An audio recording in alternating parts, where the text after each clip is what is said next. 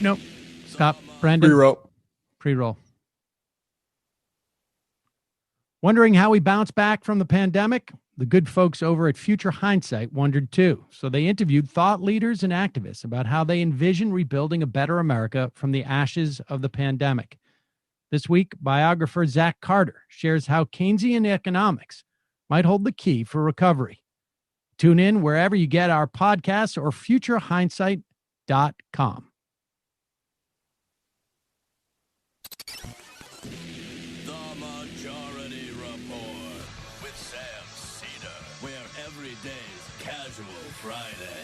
That means Monday is Casual Monday, Tuesday, Casual Tuesday, Wednesday, Casual Hump Day, Thursday, Casual Thurs, that's what we call it, and Friday, Casual Shabbat. The Majority Report with Sam Seder.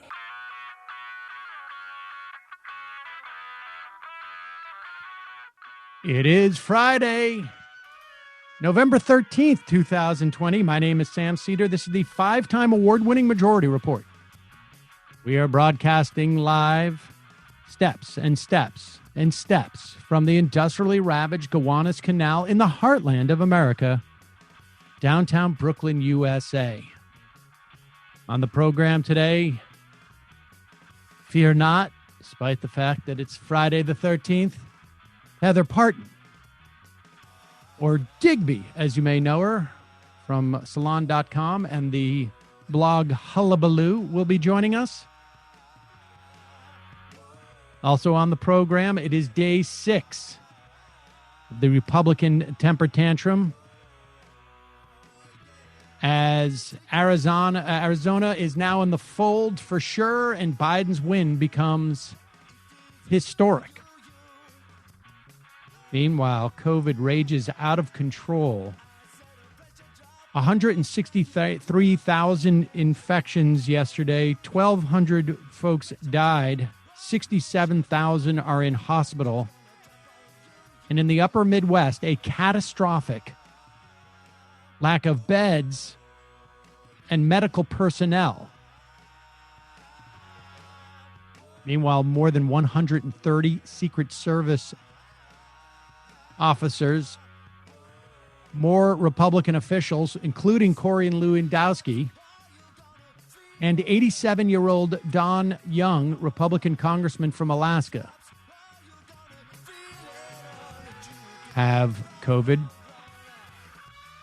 And Michael Osterholm, Dr. Michael Osterholm, the Biden's Corona Task Force top epidemiologist, says a 5-week lockdown could slow its roll. AOC raises nearly $300,000 overnight for the Georgia Republican runoff. New report, Joe Biden likely to pick Jamie Harrison as the new DNC chair. Maybe looking to Mad Dog Mattis, his team, to help with the Pentagon. And Supreme Court Justice Sam Alito makes the best case ever that the Supreme Court has gone completely rogue. All this and more on today's program. Welcome, ladies and gentlemen. We obviously the biggest story of today, and it will frankly continue to be, is the raging coronavirus. I mean, the numbers are just getting so large, and there does not seem to be the reaction that we saw, at least, and I have to just, sort of confess, obviously, living in New York, I see three things through that lens. The last time we had a Friday the 13th was, in fact, March 13th, when, which was obviously a Friday, and at the very least, New York went into lockdown over the course of that weekend. There was no school on the 16th, and there hasn't been normal school since then, although in New York City, we have had at least a sort of a hybrid form of school, if you will. Some of the high schools are doing it slightly different, elementary schools, but there's been some in-person schooling to some degree. It remains the largest population of students going to school in the country. I think approximately 300,000 out of the 1.2 million normally students going to school in New York City. And we're starting to hear that maybe that's going to shut down. My guess is at one point it will have to. It is raging exponentially. If you had not listened to this show since just before the election, which is less than 2 weeks ago, but if the last time you listened to the show was sometime around the day before Halloween, the number of infected was about half of what it is on a daily basis than today. I'm not good enough at math to figure that out. But if we're talking about a doubling every 2 weeks, well, I guess I'm good enough to realize that we're going to be talking over 300,000 people infected 2 weeks from now. I believe we were hovering around 1,000 dead 2 weeks ago, maybe a little bit less. And now we're at 1,200. The number of people in hospital also has gone up. And remember, hospitalizations and deaths are lagging indicators.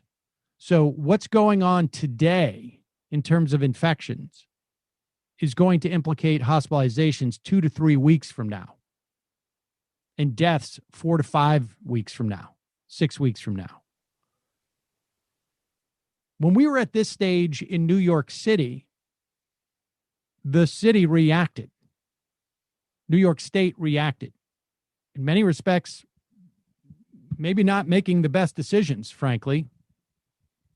And so I think if we see a reaction by government officials, whether that's on a federal, state, or municipal level, they're going to make better decisions on how to protect people. We obviously have better therapies that will keep the number of deaths, hopefully under a couple of thousand a day, maybe under 3,000 a day. That's still horrific. That is a 9/11 almost every day when you get around 3,000. But there doesn't seem to be any reaction in a lot of these areas. I mean, Utah just imposed a statewide mask mandate. But I don't get the sense that that's happening in the Dakotas anytime soon. It appears that it needs to get much, much worse before people take it seriously in large parts of this country. And what we're going to hear 2 weeks from now, and we're already starting to hear some of it, what we're going to hear 2 weeks from now are going to be stories. And we're, like I say, there's already in specific places around the country, we're already starting to hear this. But it is going to be the only thing in the news, I can guarantee you, 2 weeks from now. Stories of rural hospitals, of hospitals in the upper Midwest, hospitals around the country. And then the story is going to be, you have doctors who are going to be making decisions as to basically who is going to have a better chance to live or die based upon the personnel that they have to serve them. You're going to hear stories of doctors saying, we had to move X number of people out of ICU because we just had to this is basically triage. We just had to make a decision. Whose life can we save more likely than the other? And we got to go with that one. Part of it is going to be a function of just of beds, but you can set up tents, you can put in heaters, you can set those up relatively quickly. The problem is you can't make more doctors. You can't make more nurses. You can't make more technicians. We're going to be running out of testing capacity in this country soon because of the failure of the federal government to step in and say to these facilities, here's a ton of money, train more technicians. You can't do that overnight, but had that been done 6 months ago or 7 months ago, it might be a different story. 6 or 7 months ago, had there been a authorization of the Defense Production Act to produce, to juice the development of a quick test, rather than having an entire political party built around the notion that we shouldn't have testing because it's just going to increase the numbers. We're just going to find out. I mean, this is, we're having the opportunity, and it's I don't know if I have any faith that there's going to be some type of lesson learned here, but maybe it's possible that we will, as a country, realize like collective action is important, and actually some hindsight is important. Science is real. I don't know, but it's going to be a really tragic lesson for tens of thousands, hundreds of thousands of people. This is not to mention, the implications, long-term implications for a lot of people of getting COVID. It is, we're just watching this slow motion tragedy. And there's no reason to believe that Joe Biden and his administration, who take this very seriously, Ron Klain obviously had dealt with the Ebola crisis, has, written extensively over the past couple of years prior to this, his concern for this. You now have Michael Osterholm. You can go back and listen to the interview we did with Osterholm in, was it April or May? At that time, he's one of the top epidemiologists in the country, and he is Biden's top advisor on the coronavirus, sitting on this Biden's, I guess, temporary advisory board, or, I don't know what you call it, shadow government advisory board on coronavirus.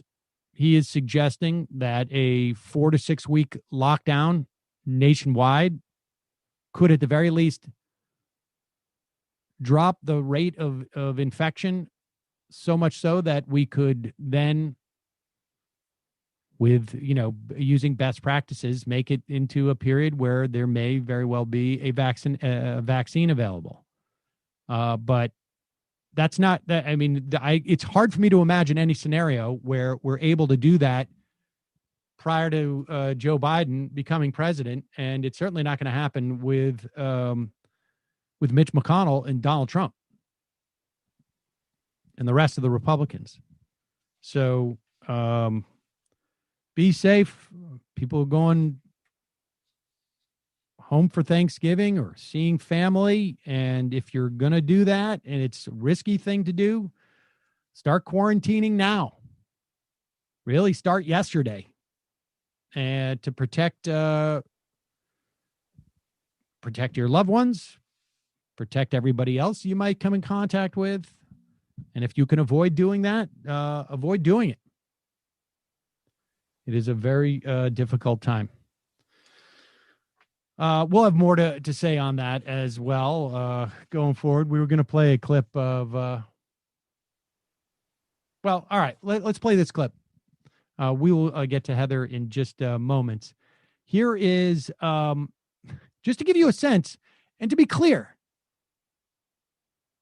one of the things that we're going to be talking about with Heather today is something that I've been talking about for over the course of this week, and certainly have been talking about over the course of 4 or 5 years, maybe longer, frankly, but in this particular era. And that is, we have not a Donald Trump problem.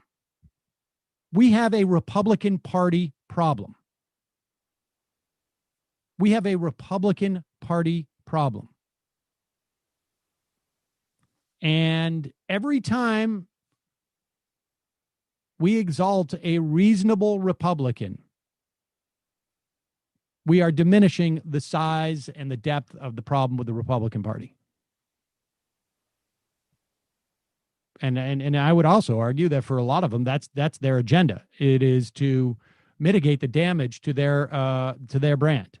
We will talk more about that, but here's a reminder.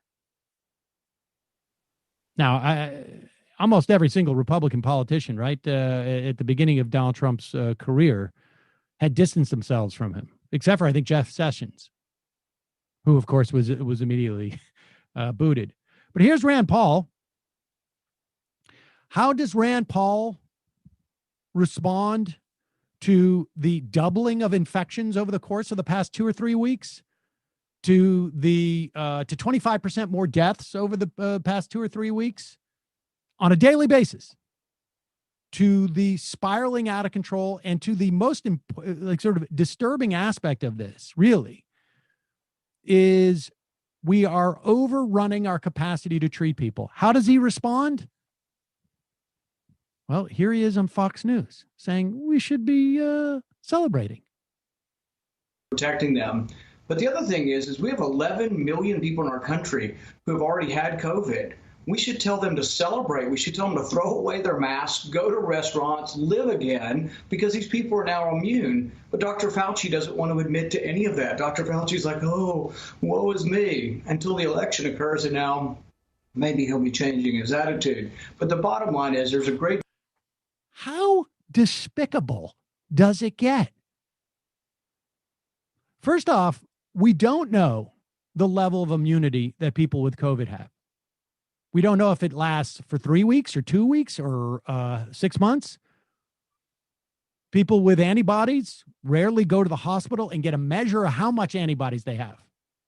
Because it's not just enough to have antibodies. You need to know how much antibodies you have. We don't know how long it will last. But also, when you go out there and you don't wear your mask, what you're signaling to other people, because they don't know that you have had it, you're signaling to other people that they shouldn't wear their masks. And the idea that Rand Paul would sit there and make his pouty voice and make it about the election is just, it is stunning. And honestly, this is the Republican Party.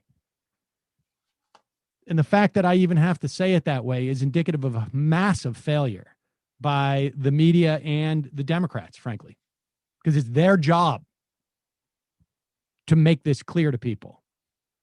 And it's a failure of mine too, I guess, to some extent, because it's my job to do that too. Today's program sponsored by SunsetLakeCBD.com. And it has been, CBD has become a replacement for other things, prescription drugs I would take to go to sleep at night. That has been my primary use of it. I use their tincture. They have 3 or 4 different levels of dosage with the tincture that you can buy. I've tried CBD in the past, and I don't know if it's like I didn't take enough or what, but the quality of the CBD is awesome from Sunset Lake. You've heard me tell you that they don't use pesticides. They use integrated pest management, where they introduce predators of other pests into their crops with help from the University of Vermont, which apparently one of the top hemp, I don't know, a lot of these universities, their agricultural departments focus on different things, and University of Vermont has been working with them to do regenerative farming practices as well as the integrated pest management. They use 100% organic fertilizer. They have great business practices, $15 minimum wage for on their farm. They're primarily an employee-owned company, and they have all sorts of great CBD products, ranging from gummy bears to coffee-infested Yeah, there it is. Coffee infested, not infested. What is it? Coffee CBD in their coffee. Infused. And then there's Matt's favorite stuff like the pre-rolls and the hemp flower. What is it that you like? The smalls, right? I like the CBD smalls. Yeah, you get a big sort of envelope of smalls. You can take them. They're sort of like little pre-broken up buds, and you can put them right in your grinder. And it's are you of legal age, Matt? And when you smoke, and I have, occasionally I will smoke some of the pre-rolls, and it gives you a relaxed feeling. It's very weird. It's like smoking marijuana, but without the psychoactive aspect of it. The Solve has been great for friends who I've sent it to for aches and pains, and I use it for my eczema when it has flared up. Can't speak highly enough of their product. They have, and they are offering our listeners 10%. Excuse me, what is it? 10% off? 20% off with use the coupon code LEFTISBEST. Left is best, one word, for 20% off at sunsetlakecbd.com. Check it out, folks. And they've been great sponsors of the program in addition, but I really love the product. And I have been leaning on it quite a bit during this whole COVID time, I got to tell you. The other thing is, I want to introduce you into the latest in butt cleansing technology, and that is water. One of the things that we obviously experienced during this this pandemic was a shortage of toilet paper. And a friend of mine, actually a friend of the show, I'm not going to say his name. Maybe he doesn't want me to share this with him. He said, we got a bidet. And it was the best thing that I've ever done. And I was like, I don't know. But we heard from Hello Tushy. And Hello Tushy, they make a bidet that actually is just a modification. It's essentially an attachment that you put on your existing toilet. And so you're not having to pay thousands of dollars for a bidet. It costs only $79. It attaches to your existing toilet. Super easy. It's just like basically like changing your toilet seat. You don't even need any tools, really. You don't need any additional plumbing. It cuts toilet paper use by 80%. So it pays for itself in just a few months. And of course, during a pandemic and there's a shortage of toilet paper, it's worth its weight in gold. Hello Tushy bidet attachment comes with a 60-day risk-free guarantee and a 12-month warranty. So if you've ever been curious about what bidet usage would be like, folks, I can tell you it is a revelation. It's sort of nuts. Now you understand like why like so much of the rest of the world uses bidets. Go to hellotushy.com/majority, get 10% off. This is a special offer for our listeners. Go to hellotushy.com/majority for 10% off.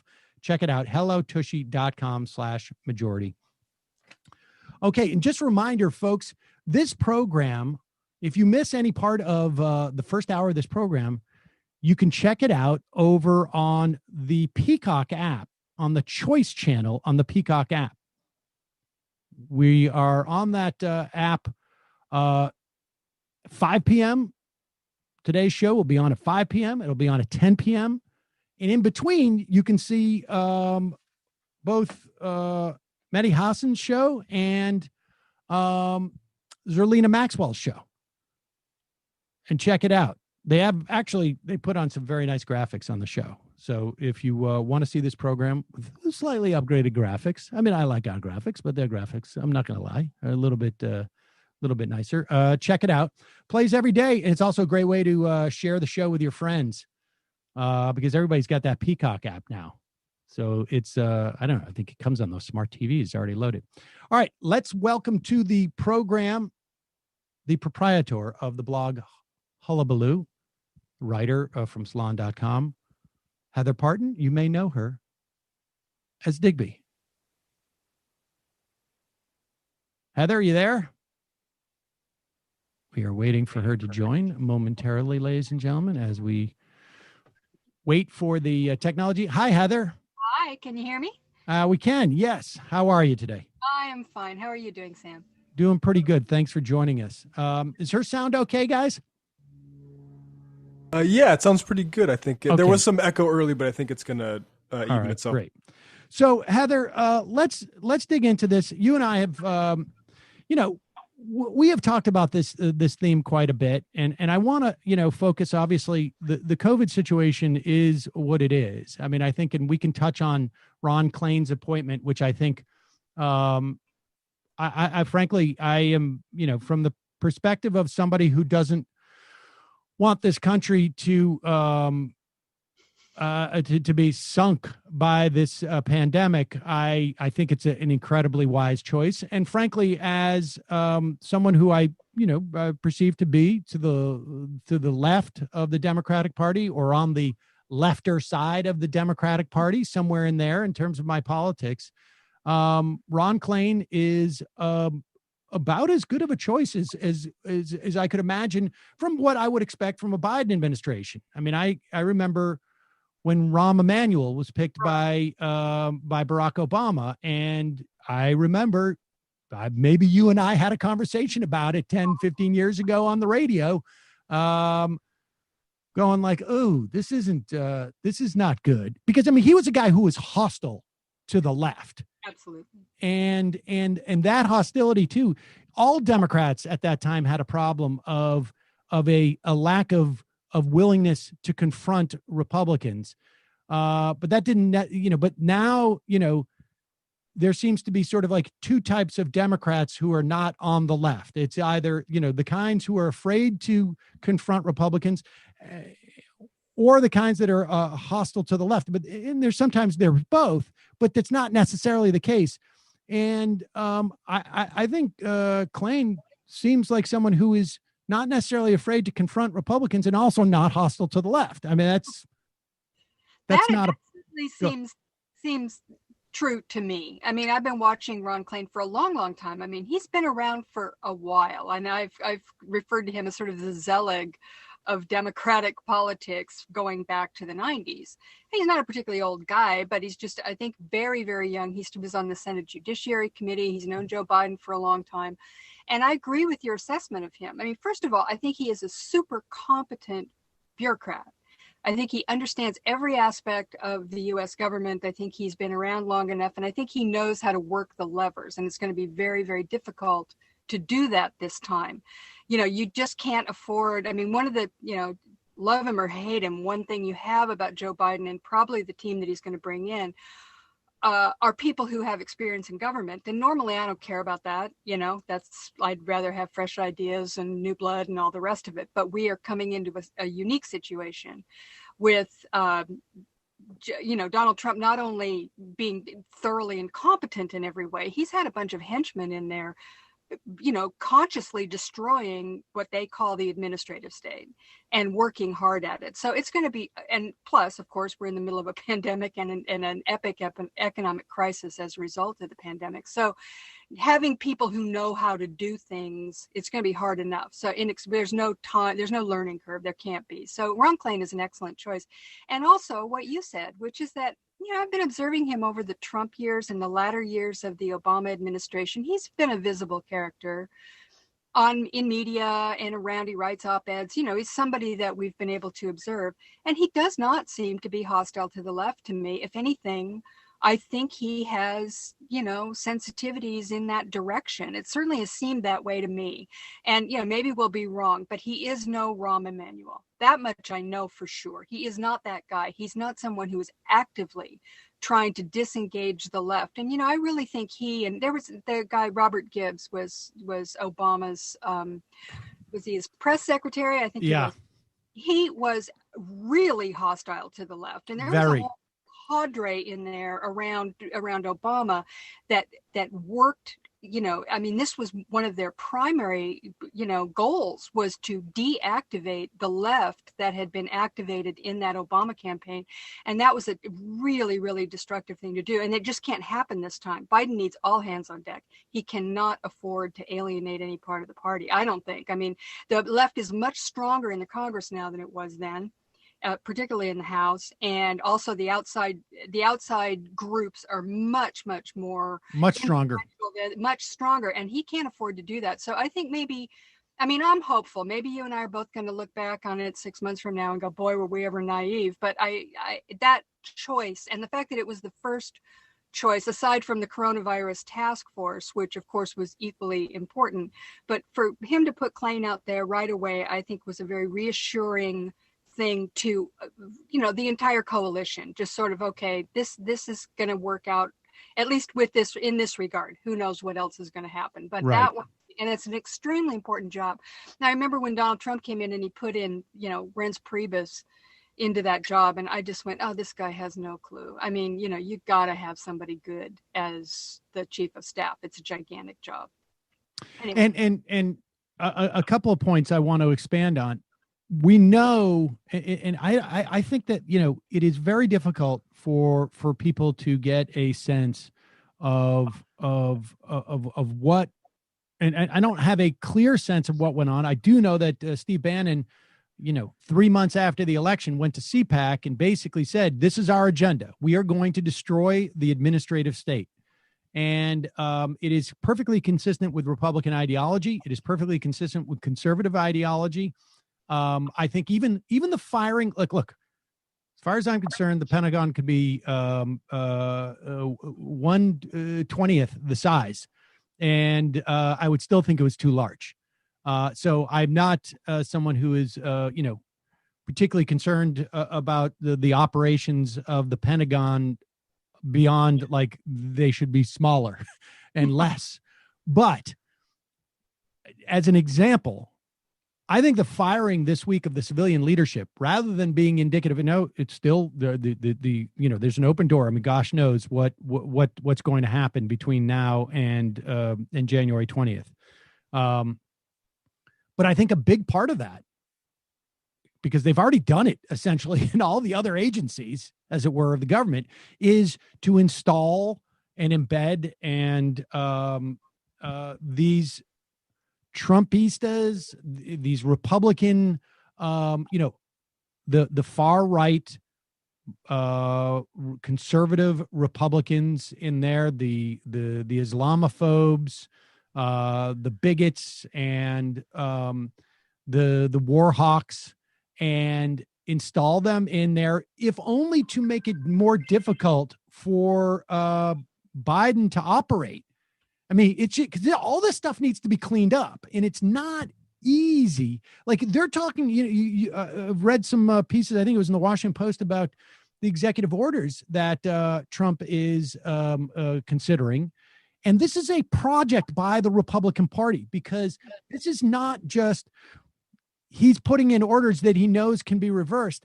They know that the Biden administration, if they have to dedicate resources to reversing these things, it is valuable to them. It means that they don't have the time maybe to come up with judicial picks or whatever. I mean, there are a finite amount of resources, and destruction is always much easier. Anybody who's ever worked in construction knows that the demo, you can bring in anybody, and as long as they have a couple of hammers, they can get the job done.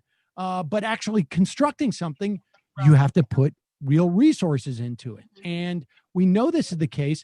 We spoke to, and we should probably rebook him, but we spoke to Sam Bagenstos, I think it was about 4 years ago, probably around this time, who had worked at the DOJ for the Clinton administration, during the Clinton administration, and then for the Obama administration. And what he saw after 8 years of the Bush administration, what they had done to the DOJ, I'm quite convinced that in half that time, the Trump administration been able to do more damage to all sorts of agencies.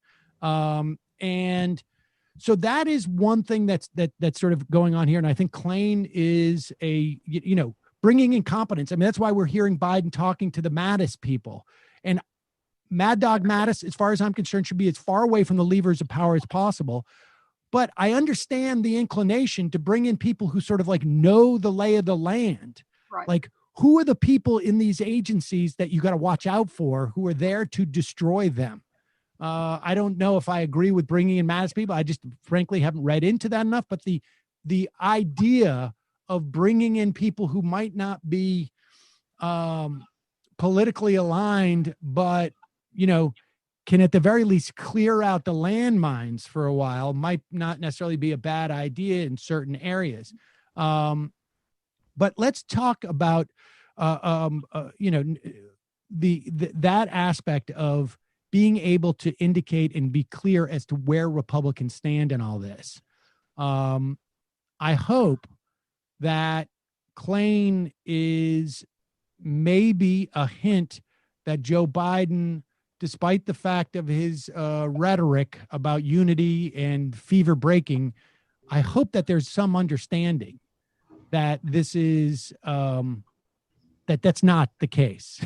I mean, you know, there's a problem with Democrats, and they cannot take any type of political advantage over Republicans, it seems.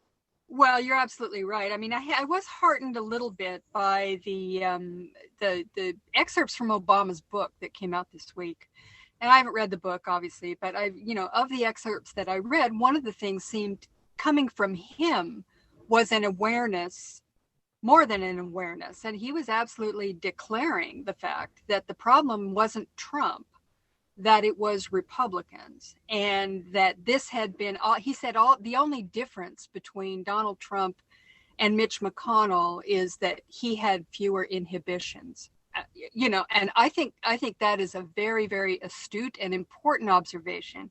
And I'm hoping, you know, I mean, Obama is still kind of the center of the Democratic establishment in many ways, not in any active, practical sense, but just in terms of, you know, his sort of ideological place in the party. And I think that, and obviously very close to Biden, and will act as an unofficial advisor on some level. And I'm sure many of the people that are coming in are also veterans of the Obama administration. So I think that is a good sign. And, you know, and we had heard from people at the end of the Obama administration, like Dan Pfeiffer and some of the others who have written it, you know, subsequently, that it took them way too long to figure that out, which you and I certainly knew, your audience certainly knew. We were screaming at the top of our lungs throughout the first term that they were being taken for suckers, and that they needed to wise up about what was going on and recognize that there was no chance of the kind of comedy or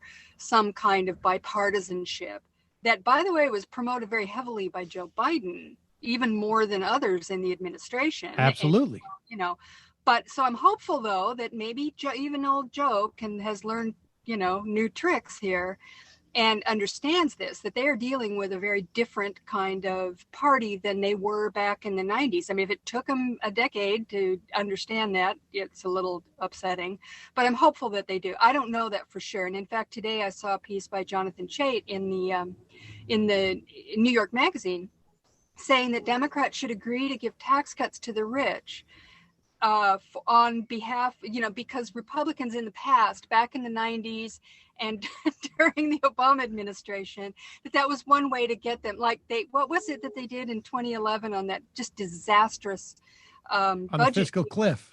Yeah, where they agreed to give, you know, some kind of expand the EITC in exchange for the tax cuts for the rich. And I'm going, oh my God, you know, but maybe this is and he says maybe this is the way for Joe Biden to get something done. No, it never works that way. It never works that way.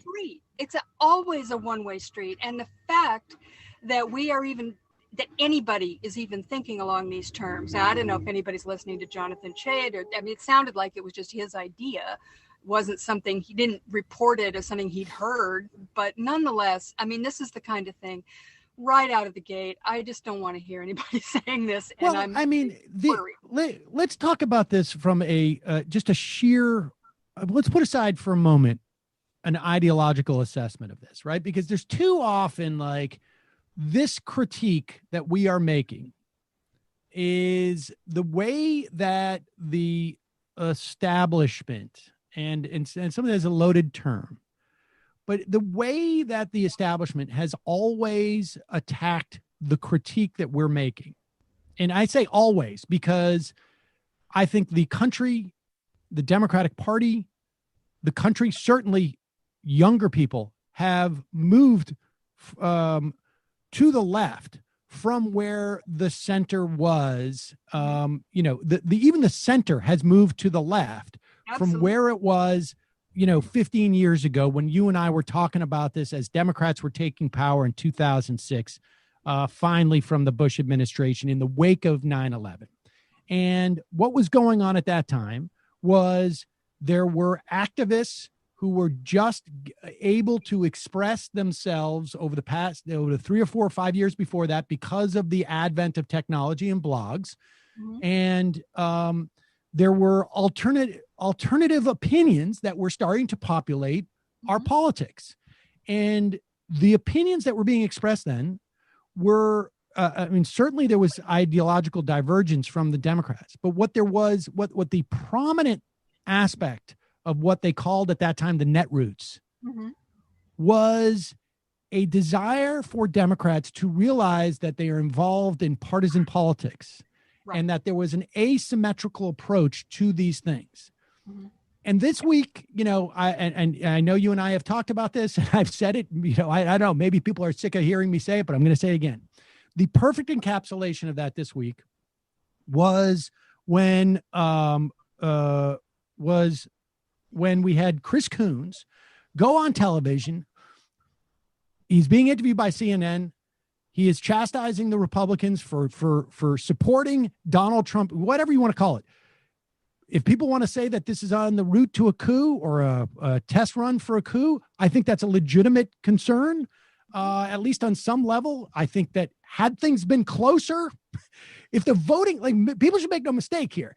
Donald Trump looks like just a whiny little baby right now, and all of the Republicans who are indulging him look like they're babysitters essentially. But people should not make a mistake here.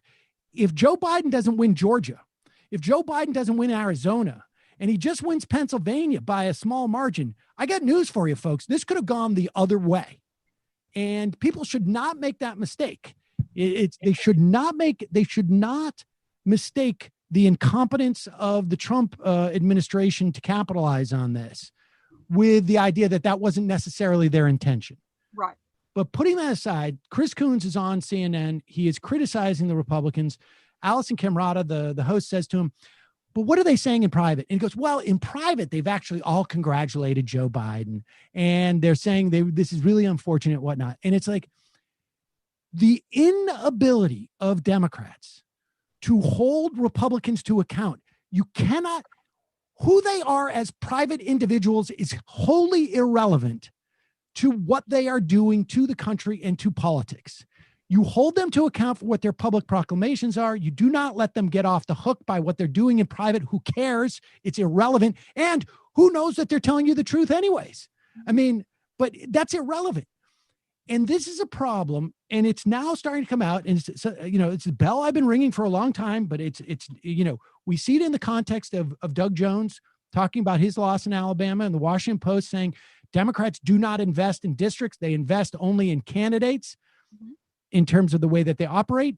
But there's a piece by Ron Brownstein in The Atlantic. The lack of congressional gains has generated some private Democratic grumbling at Biden's messaging strategy.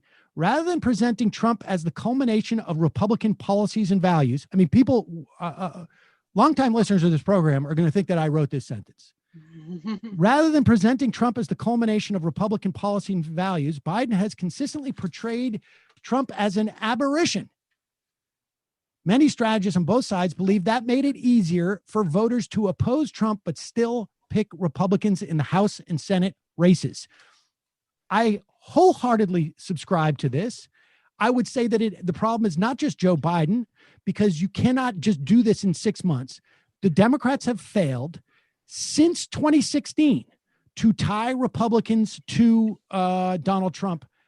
I'm just going to read from a WikiLeaks email from a DNC internal email from from May of 2016.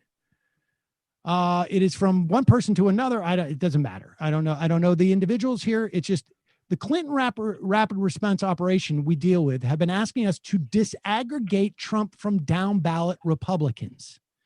They basically want to make the case that you either stand with Ryan, that's Paul Ryan, who incidentally, I will remind people, was talking about the California ballots coming in late, and that was suspicious. That's the template for what we're seeing now. Paul Ryan. That Trump is much worse than regular Republicans. They don't want us to tie Trump to other Republicans because they think that makes him look normal.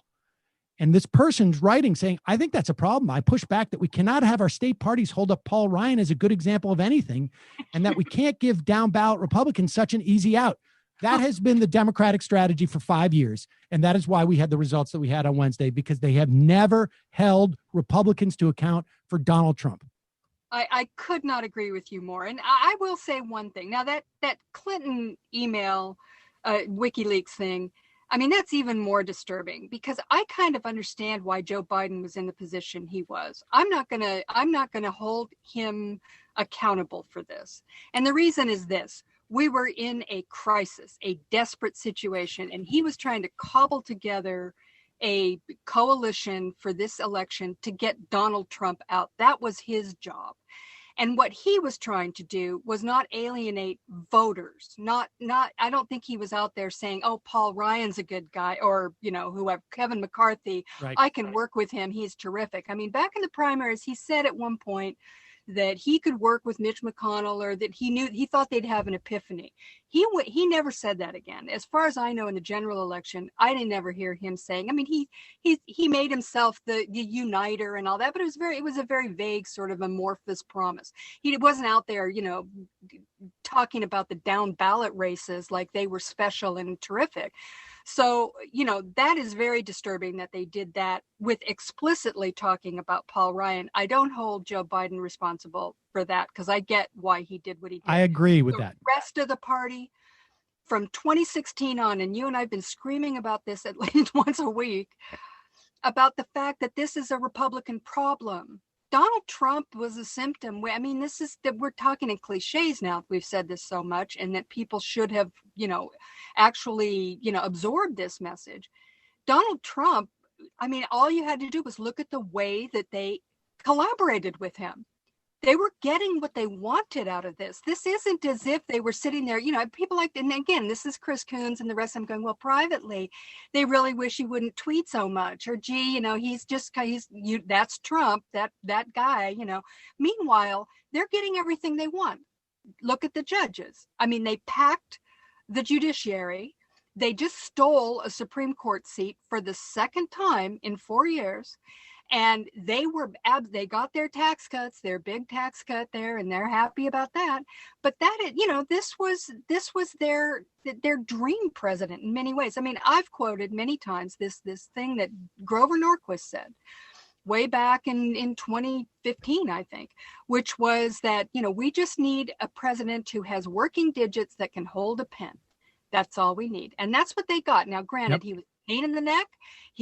I'm sure they were just rolling their eyes in many cases, because he's an idiot and he's a narcissist and every other problem we know. But they were more than willing and to go along with whatever it took, because they were getting exactly what they wanted. And the fact that the Democrats didn't make them the villain in all this, that they didn't turn on them, that they didn't, just say, hey, look, Donald Trump is yes, we know what he is. He's a freak. You people are the ones who are collaborating with him.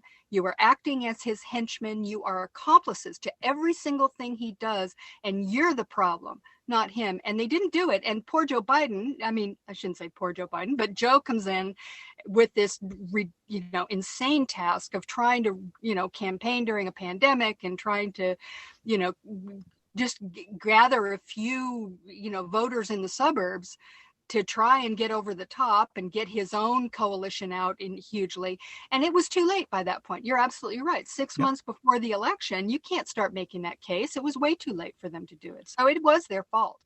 I mean, without a doubt. I mean, and we should be clear. the way you do this, the way you tie Trump to the Republicans is rhetorically in the way that you were talking about. And I agree. Joe Biden had a campaign to win. Down ballot, you cannot form a brand 6 months out from an election. You need to govern in this way. You need to create a disposition from Democrats to Republicans. And if you're worried about your moderate people, you let them deal with it, in the way that they deal with it. But from the top of the ticket to have Nancy Pelosi say there are good Republicans and we need blah, blah, blah. I mean, how much more evidence do you need? You did not protect your frontline Democrats. You had a historical win by Joe Biden, and they failed. They failed to establish a brand for the Democrats in opposition to the Republicans. They failed to tie Donald Trump. All of the failures of, and we need to be clear on this. Nancy Pelosi changed the rules so that any committee chair who wanted to do an investigation needed to run subpoenas through her. It disabled the ability of committee chairs to pursue oversight over the Trump administration.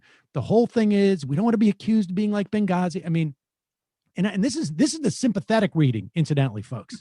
This is the one where I'm just saying it's incompetence as opposed to sort of willful incompetence. This is the one where it's just they have no sense of the dynamic that's going on. There are so many things that have passed them by. This example of protecting Paul Ryan back in 2016, we saw it with Chuck Schumer bragging about how in October of 2016, I've got Schumer. He spoke about himself in the third person. God knows why. I've got Schumer. I've got Ryan. I've got Clinton. We're going to do a big infrastructure deal. I'm going to repatriate those taxes. The failure. And here's a juxtaposition. We know that in 2018, when the Democrats took control, they did two things. They had two priorities on day one.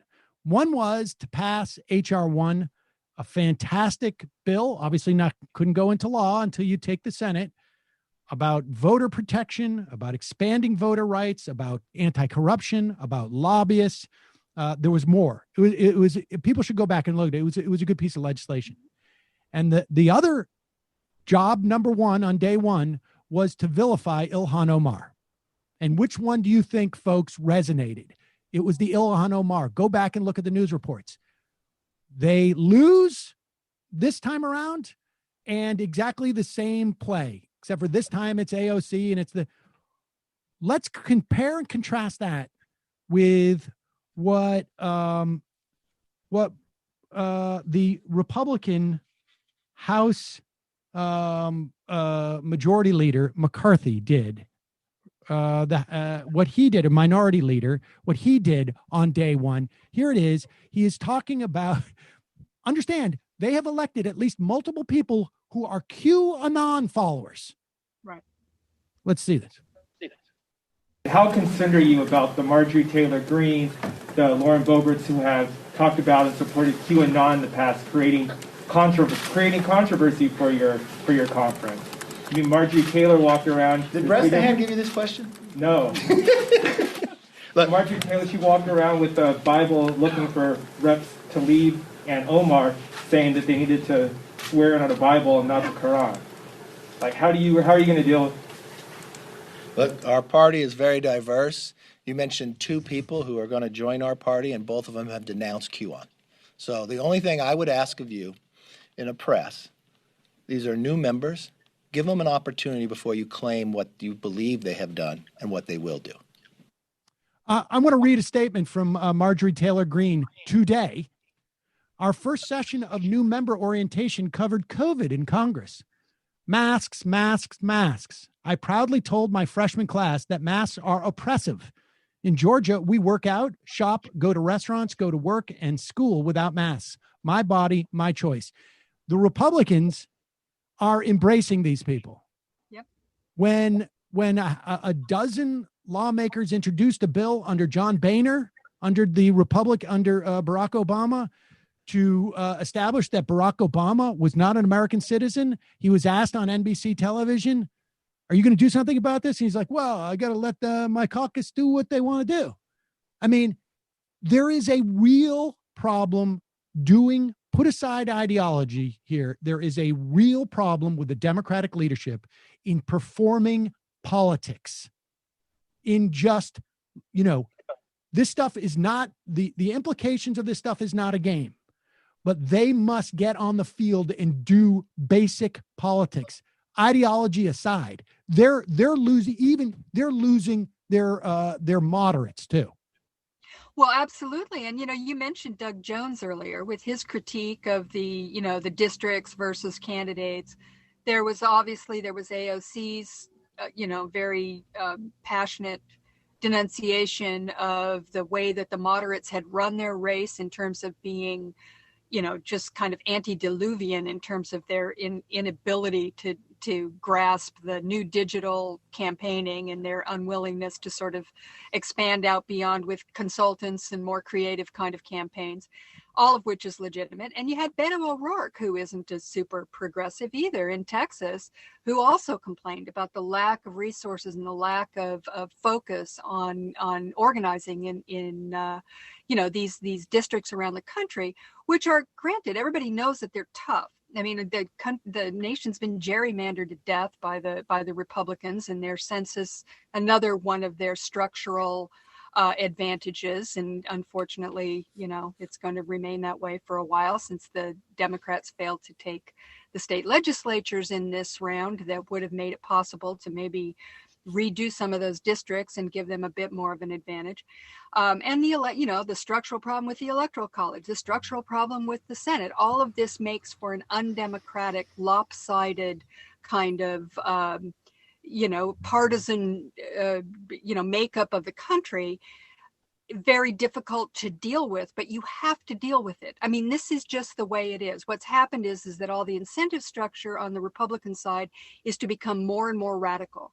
So they welcome in their people. They know, they all embrace Donald Trump. I mean, you have people like John Thune or Roy Blunt or, these leaders in the Senate who, they're not insane. They're doing this for a reason. This is how they stay in power, is by enabling crazy people, essentially. And they have this structural advantage in doing that. And the Democrats they have to gain 3 or 4 points in every popular vote nationally. They have to gain 6 or 7 in the Senate in order to win. I mean, it's a tough uphill climb. And it's not going to happen by them, enabling the other side even more. I mean, that is as self-destructive as it gets. They have got to find a way. I mean, I'm a little bit, again, I don't want to sound like a cockeyed optimist here, but I am enthusiastic at the kind of critiques that we've had coming from various parts of the coalition. It's not just the usual positioning of, hey, you didn't go left enough, or hey, you didn't go right enough. That is true. That's all out there. There are a lot of people saying, the usual things, the jockeying for position and the normal ideological critiques. Those are part and parcel of the Democratic Party. It's a center and a left party. So there's going to be that kind of tension. It's always there. But this is a much more sophisticated critique than we usually have. This is coming from people from all aspects of the party, and they're talking about things in a way that I think can lead to some serious structural changes if we have structural change at the top. And as you've pointed out many, many times, maybe it doesn't even matter what the ideology of the person at the top is. All that matters is whether or not they are responsive to the cross currents that are in their own party. And that whatever it is, it has to be where these power centers are broken up a little bit so that there's a little bit more openness and a little bit more creativity. So we'll see what happens. I mean, Pelosi's running again, and I don't know, I think she's going to have a real fight on our hands this time, because the Democrats, while remaining in power, the power is there's a much larger group of people that are willing to entertain maybe telling her it's time to go, I think, than there was before. And it will come from different areas. There's always the Tim Ryan types, the guys who say, got to get the white guys with the, steel-toed boots on board. That's all that matters. But this time it's a much more diverse group of people, I think, that are sort of looking at maybe it's time, maybe this is when we need to make that change. And by the way, I had assumed that Pelosi was going to step down in 2020. I had assumed that. So I mean, and I backed her in 2018. I said, look, we're in a crisis. Donald Trump, we've got, impeachment, blah, blah, blah. I mean, I was willing, up against some of my own cohort in this, saying, that maybe this isn't the time to don't change in midstream or whatever. Fine. But I was under the assumption that 2020 was her out, when it makes perfect sense for her to go this time. So I'll be watching very carefully to see if that happens. And, it'd be nice if it happened in the Senate too, but that's just not for whatever. Well, Schumer already won his, and, we've talked on this program about how he is at the very least talking, his rhetoric has gotten better. The way that he's leading the Senate hasn't necessarily, but it's going to be interesting to see what happens if the Democrats are able to win these two races in Georgia. That, of course, is going to have a big implication on everything. But we will see. Heather, Parton, Digby, always a pleasure. Thanks so much for your time today. Thanks for having me, Sam. It was fun. All right, quick break. Be right back.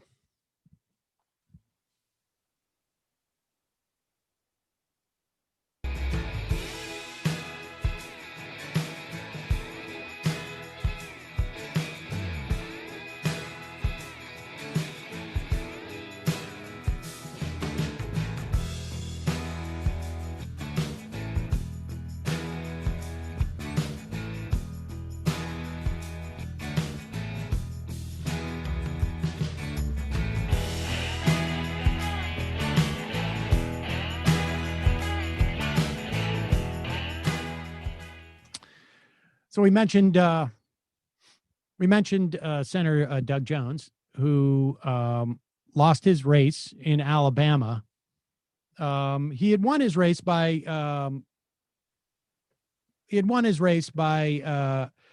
beating Roy Moore, who was accused of having relations with underage girls.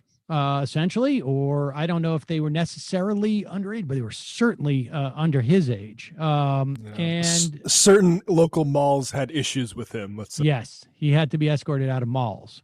Doug Jones, again, making what I think is a very important critique of the Democrats. Obviously, it is not an ideological one. Doug Jones running in a place that's far more conservative than most Democrats. And he said, Democrats need to invest in districts, not just in candidates. In other words, there needs to be a ground game there. There needs to be long-term investment in parts of the country to organize, to get the vote out. And then you just need a Democratic Party on a national level that is doing a very simple thing, and that is saying, we are different from the Republicans. We are better than the Republicans. Period. End of story. Here is the senator that they elected in Alabama to replace Doug Jones. He was interviewed. This came up in the Alabama Daily News podcast. We'll get the audio from this. And here's one of them. This is Tommy Tuberville. He's about to be sworn in as a U.S. senator. This is image number 7. This is what he had to say about the three branches of government. Think about what the three branches of government are. Republicans are going to have to work with Democrats. You see that being a possibility, a more productive situation? They asked Tommy Tuberville. Yeah, that's how our government was set up. Our government wasn't set up for one group to have all three branches of government. Wasn't set up that way. Our three branches, the House, the Senate, and executive. Oof. You could have just left it at the three branches. Three branches of government. I made the mistake of actually trying to explain what they were. See, the key is to get at least smart enough to know where you're. Yes. At least get smart enough to know when you're dumb. So don't say the three branches and then get them wrong. Just say the three branches and leave it at that. Don't test yourself. There's a lot more, Tommy Tuberville. We'll talk more about that in the program. But if you are leaving us, we will see you on Monday. And for those of you who are sticking around for the fun half of the program, You can join us there. We're going to take a lot of phone calls today. We got a full, wide open for phones today. So join us. Oh, that website that posted the Tuberville interview has crashed. That's why we couldn't get the audio. That's pretty good, man. I wonder if there's anybody in Alabama who cares about that. I wonder. I mean, I'm not picking on Alabama per se. I would imagine that there's, got plenty of people in New York State who wouldn't care either. But boy, oh boy. Certainly no Republicans in Alabama. Boy, oh boy. I mean, can you imagine? Well, you don't have to imagine. It's just like how, there are 100 senators in this country, 100 people representing 300 million people. And this guy wouldn't even pass sort of like the first question on what it would take to even become a citizen. Never mind a representative of, I don't know, you do the math, 30 million people when it breaks down that way, right? I mean, if you do it that way. Yeah. He's a football coach though. That's the future of the GOP, is celebrity candidates that don't really know. Oh, did someone say AOC made the same error? Well, let's bring this one up too. Does anybody know who we fought in World War II? Does anybody? Let's pull this up. What were the Nazis about? Fascism, correct? That's my understanding. Yeah. Well, it's a little concerning to me that just as a citizen this time last week, I look at it all and I see what the country grew up in and it's what it's meant and the direction we're going. And it's concerning to me that a guy can run for president of the United States and have an opportunity to win when he leans more to a socialist type of government, one payer system in healthcare, raise taxes 20%. I could go into the fact that our taxes are virtually an all-time low in this country, that we've had tax rates as high as 90% as a top marginal rate. When the other half of the country is basically voting for freedom, let us control our own lives, stay out of our life. It's concerning to me that we're at the point now where we've got almost half the country voting for something that this country wasn't built on. Very concerning. And I know, and as I tell people, my dad fought 76 years ago in Europe to free Europe of socialism. Yeah, that was the rationale for the Nazis fighting. They were among other things, but they were the ones fighting socialism. I wonder what his grandfather or his dad would think about the, allying with Russia or, right, Soviet Union at that time. Exactly. And what was the last thing? Didn't Tommy Tuberville have something else to say during the run up to the election that was also just like, I'm sorry, dead ass dumb? Oh, he did, but I can't remember. I mean, this isn't, I know we're supposed to be okay with this amongst the voting population. That's all fine. This is a senator, ladies and gentlemen. This guy is one of 100 people in the country who has the ability to change the outcome of the trajectory of this country. And I want to be clear. I'm sure there's just as big dummies in the rest of the Republican caucus. I'm sure there are stupid people in the Democratic caucus too, but nothing. I think you could get a lot of professional conservatives to defend that we fought World War II against socialism line, and they would just say, well, Hitler was a national socialist, right? Right. It was in the name. Right. Yeah. It's unbelievable. All right, we're going to take a quick break and head into the fun half. Just a reminder, is your support that makes this show possible. You can become a member by going to jointhemajorityreport.com, jointhemajorityreport.com. All right, let's head right there quick. We'll see everybody in the fun half. I want to get to some calls today. And for it. All right, folks, 646-257-3920. See you in the fun half. Are you ready?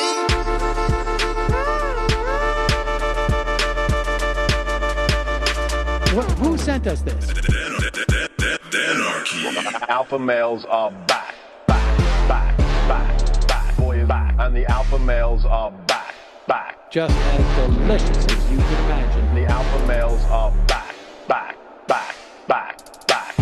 And the alpha males are back. Just want to degrade the white man. Alpha males are back. I take all of it in my throat. Alpha males are back. Almost has what? The alpha males are back. You are a madman. And the alpha males are back. I am a total cunt. Can we bring back DJ Dannerky's song, please? Yeah, or a couple of them. Just put them in rotation. DJ Danner. Well, the problem with those is they're like 45 seconds long, so I don't know if they're enough of a break. That's fucking nonsense. Hey, folks, reminder. I do not have Parkinson's. And the alpha males are Psych. Fuck them. Almost has what?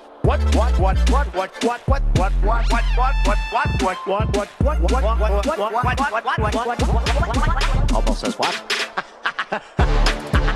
Hell of a lot of bank. Hell of a lot of bank. Hell of a lot of bank. Hell of a lot of bank. Hell of a lot of bank. All lives matter.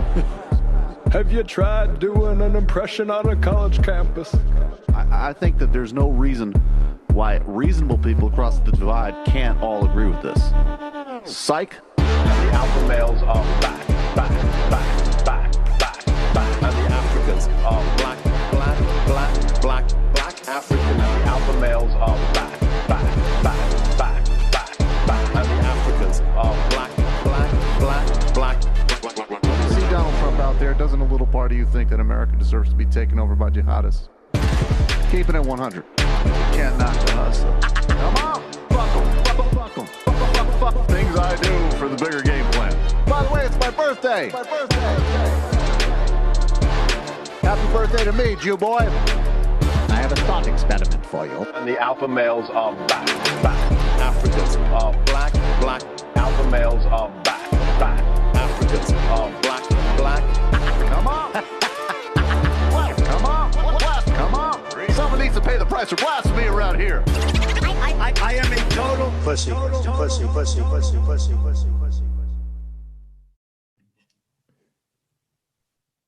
Hello. So, hey guys. So apparently it was Tommy Tuberville didn't know anything about the Voting Rights Act. That's what it was in 1965. He had totally forgotten about that.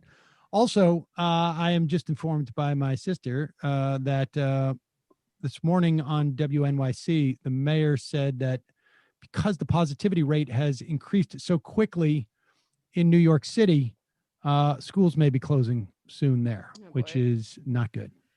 Not good. Not good at all. Emma, Jamie, good to see you guys. Here we are today. Likewise. Yeah, good to see you too. I hope you enjoyed my episode on situationism. I have not. I have to admit that I have not been able to listen or watch anything for days. Actually, yesterday I spent the whole day. I did. I got done. I got off the show. I did Ring of Fire. Then I did. Then I had a meeting about YouTube, and then I went on Pete Dominic's show. People could check that out. I think it's on this weekend, or maybe it's today's. And then I had 2 hours worth of parent-teacher Zooming and et cetera. So I sat in this chair for like about 12 hours yesterday, and then I decided just to drink myself to sleep. So that was basically my day. Man, self-care, Sam. Self-care. That is self-care. That was self-care. The latter part of it is sometimes, Exactly. Yeah, it's just one of those nights. Yeah, I didn't drink last night, of course. I'm trying to or not of course, but I had way too much garlic naan really quickly. I got Indian and I felt like I was going to die. So I thought that was self-care. But oh my God, I made garlic naan last night. Oh, wow. Look, synchronicity. Now, what happens when you eat too much garlic naan? Do you like does the room start to spin or what? Is it Get just like really a specific. Wow. Jamie, this is more evidence against Jamie being a vampire. No, it's not even gross. It was just like yeah, I just couldn't digest it that quickly, and I just fell asleep like with the stomach pain at like 9 or like pretty early, and I woke up. Yeah, not good. Sorry. By the way, It's your kryptonite. Yeah, I think it is. I think I found it. Sam, this is what you need to get for those kind of days. Is this Scorpion gamer chair? Oh my gosh.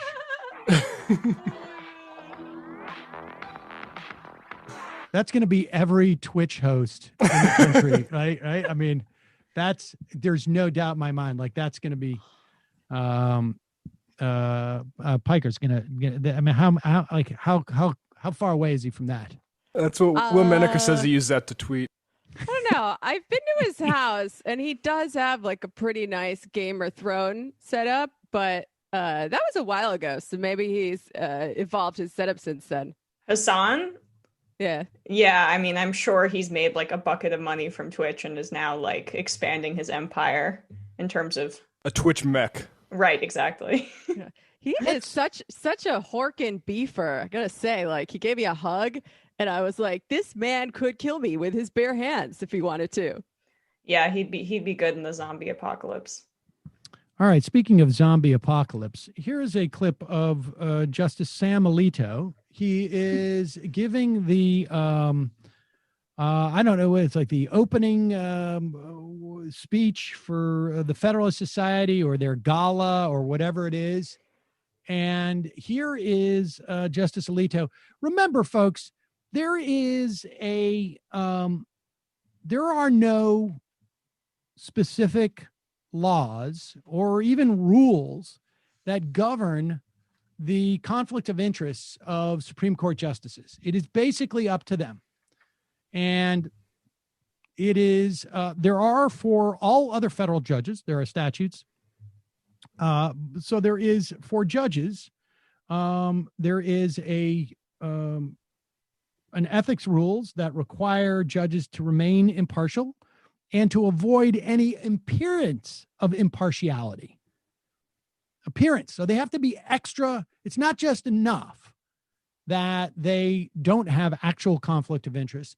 They also need to project to American citizens and the world that they are judicious and that they do not have any biases that may implicate their rulings, so that people can have faith in institutions.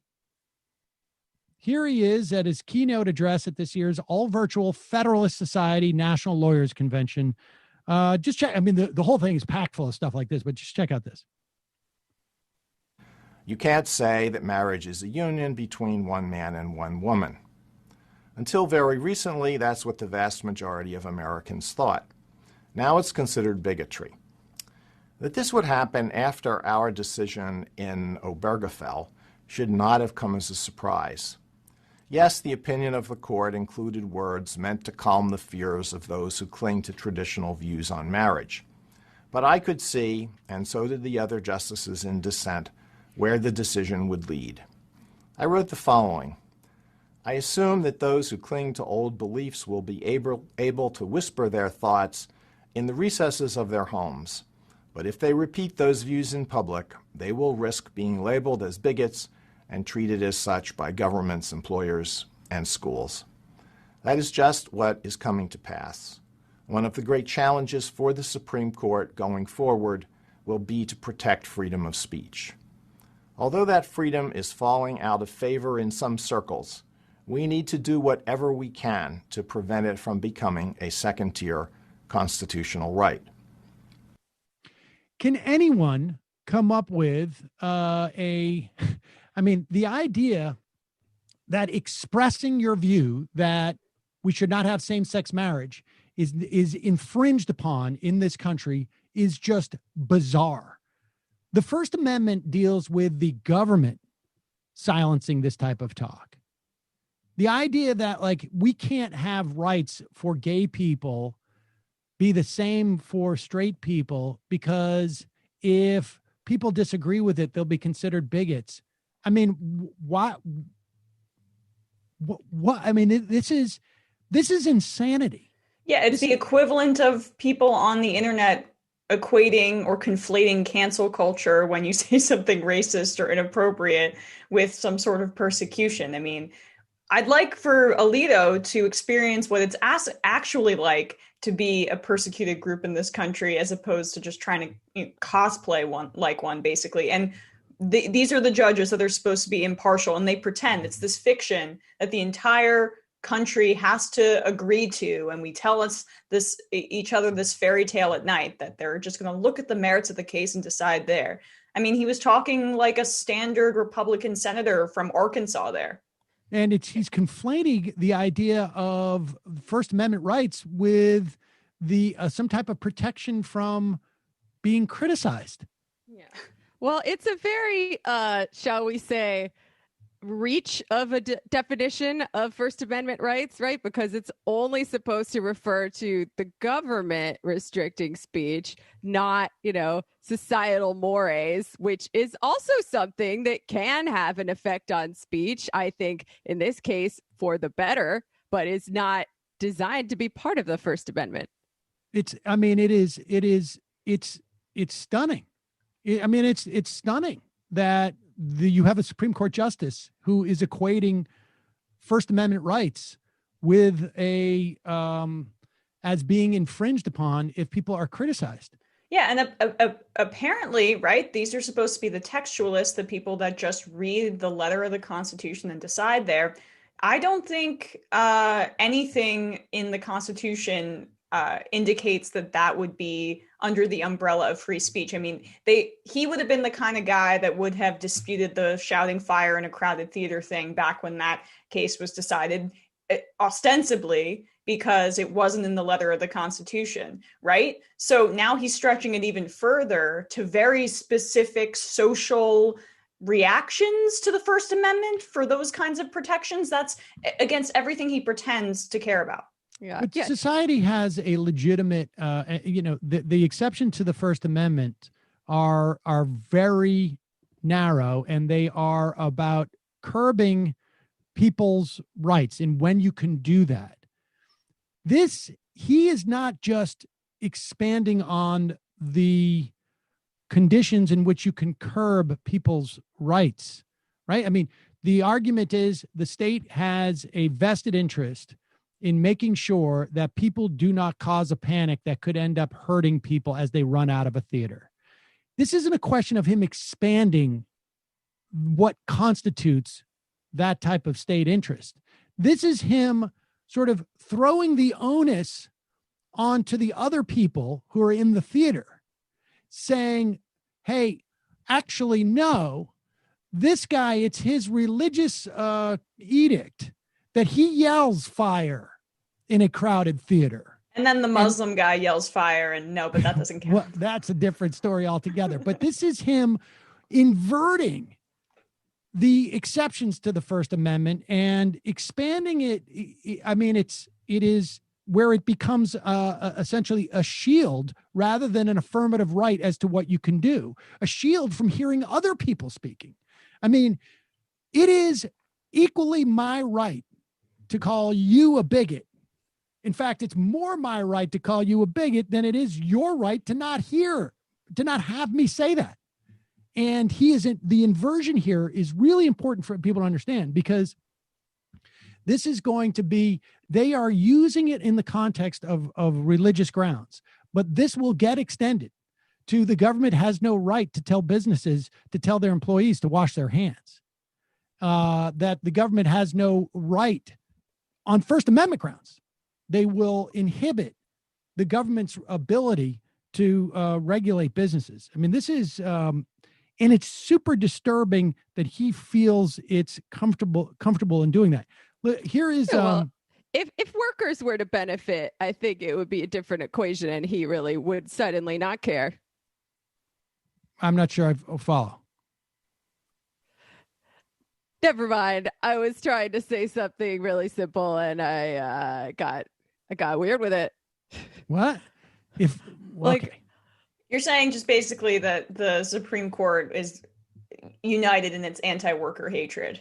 Oh, for sure. But like the Supreme Court could order a boss to order their employees to do something anti-gay, but I think they would change their tune. I need more coffee.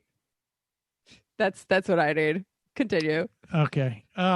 Melancholy tells me on the IM, oh my God, you've completely ignored Amendment 1, Addendum A, which says you shall not hurt the fifis of religious conservatives.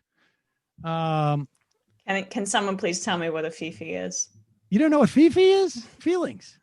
Oh, fifi. Michael really Fifis. liked that That's term. what you say to a kid. Oh, I heard your fifis. Oh. Here is Alito, who is striking back at one point, and I can't remember exactly which case this was, but some senators, we had talked about this case at one point, and I can't remember exactly which the case was, but some senators had filed an amicus brief on this. And they had included in this amicus brief a questioning how politicized the Supreme Court justices have become, how political in their decision making. This is like one of those Escher paintings, what he's saying here, because as Alito is giving this speech, he is criticizing. It was the amicus brief came in the Janus case. The Janus case, of course, was which was the Supreme Court overruling 35-year-old precedent in the Abood versus Detroit case, which said that unions in a union shop, they can't necessarily collect union dues, but they can, at the very least, collect agency fees, because if they're negotiating on behalf of everybody in the shop, that costs money. Everybody's benefiting from it, so you got to pay for the agency fees. And in their relentless pursuit, the conservatives on the Supreme Court to overrule this, and they ultimately did. They did reverse Abood and destroy it as a precedent, so that it would hurt unions, essentially. There was half a dozen senators, Whitehouse, Blumenthal, Hirono, Durbin, Gillibrand, may have been one or two more, who filed an amicus brief saying, hey, the court's starting to feel like it's being a little bit political. And if that's the case, then we're going to fix it by political means. There is nothing in the Constitution that says the court should be 9 Supreme Court justices. It was pegged at 9 at a time where there was 9 federal circuit courts. Here is Sam Alito basically on one hand saying that's inappropriate, on the other hand saying, and my talking about it proves that your point was correct. The senator's brief was extraordinary.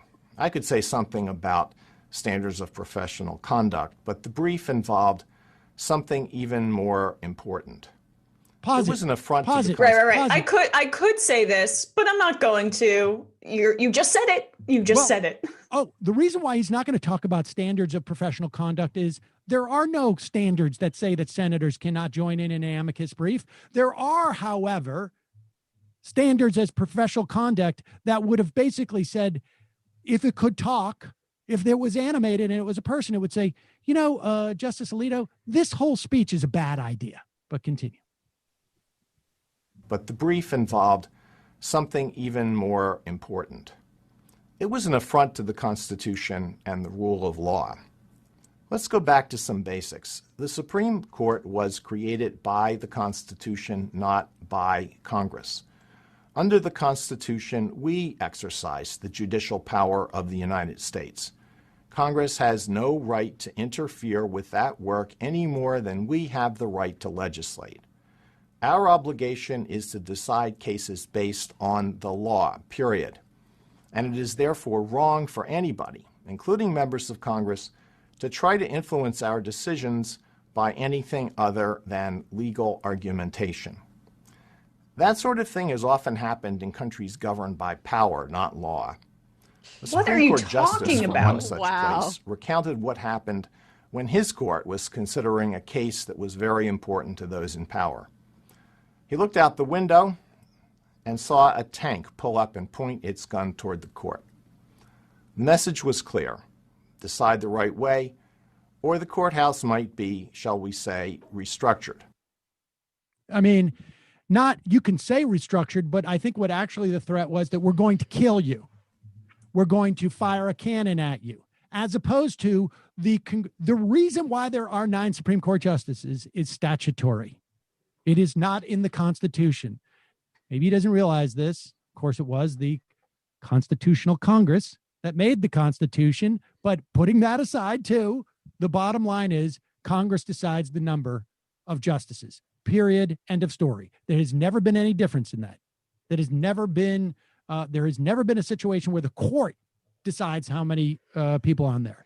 To equate the idea of we're going to fix something on a statutory level to we're going to fire a cannon at you is the equivalent of saying that you are being oppressed if somebody says you're bigoted for saying that gay people can't get married to each other. It is the conflation of norms with laws, which is exactly what he says he's not about to do, or that he's not all about. And of course, he's speaking at the Federalist Society, where, like, make no mistake, the reason he ratcheted up his tone here is because this kind of far-right rhetoric and naked politicism, if that's a word, is rewarded by the Federalist Society, and there's no equivalent on the left, as Sam and I have already discussed.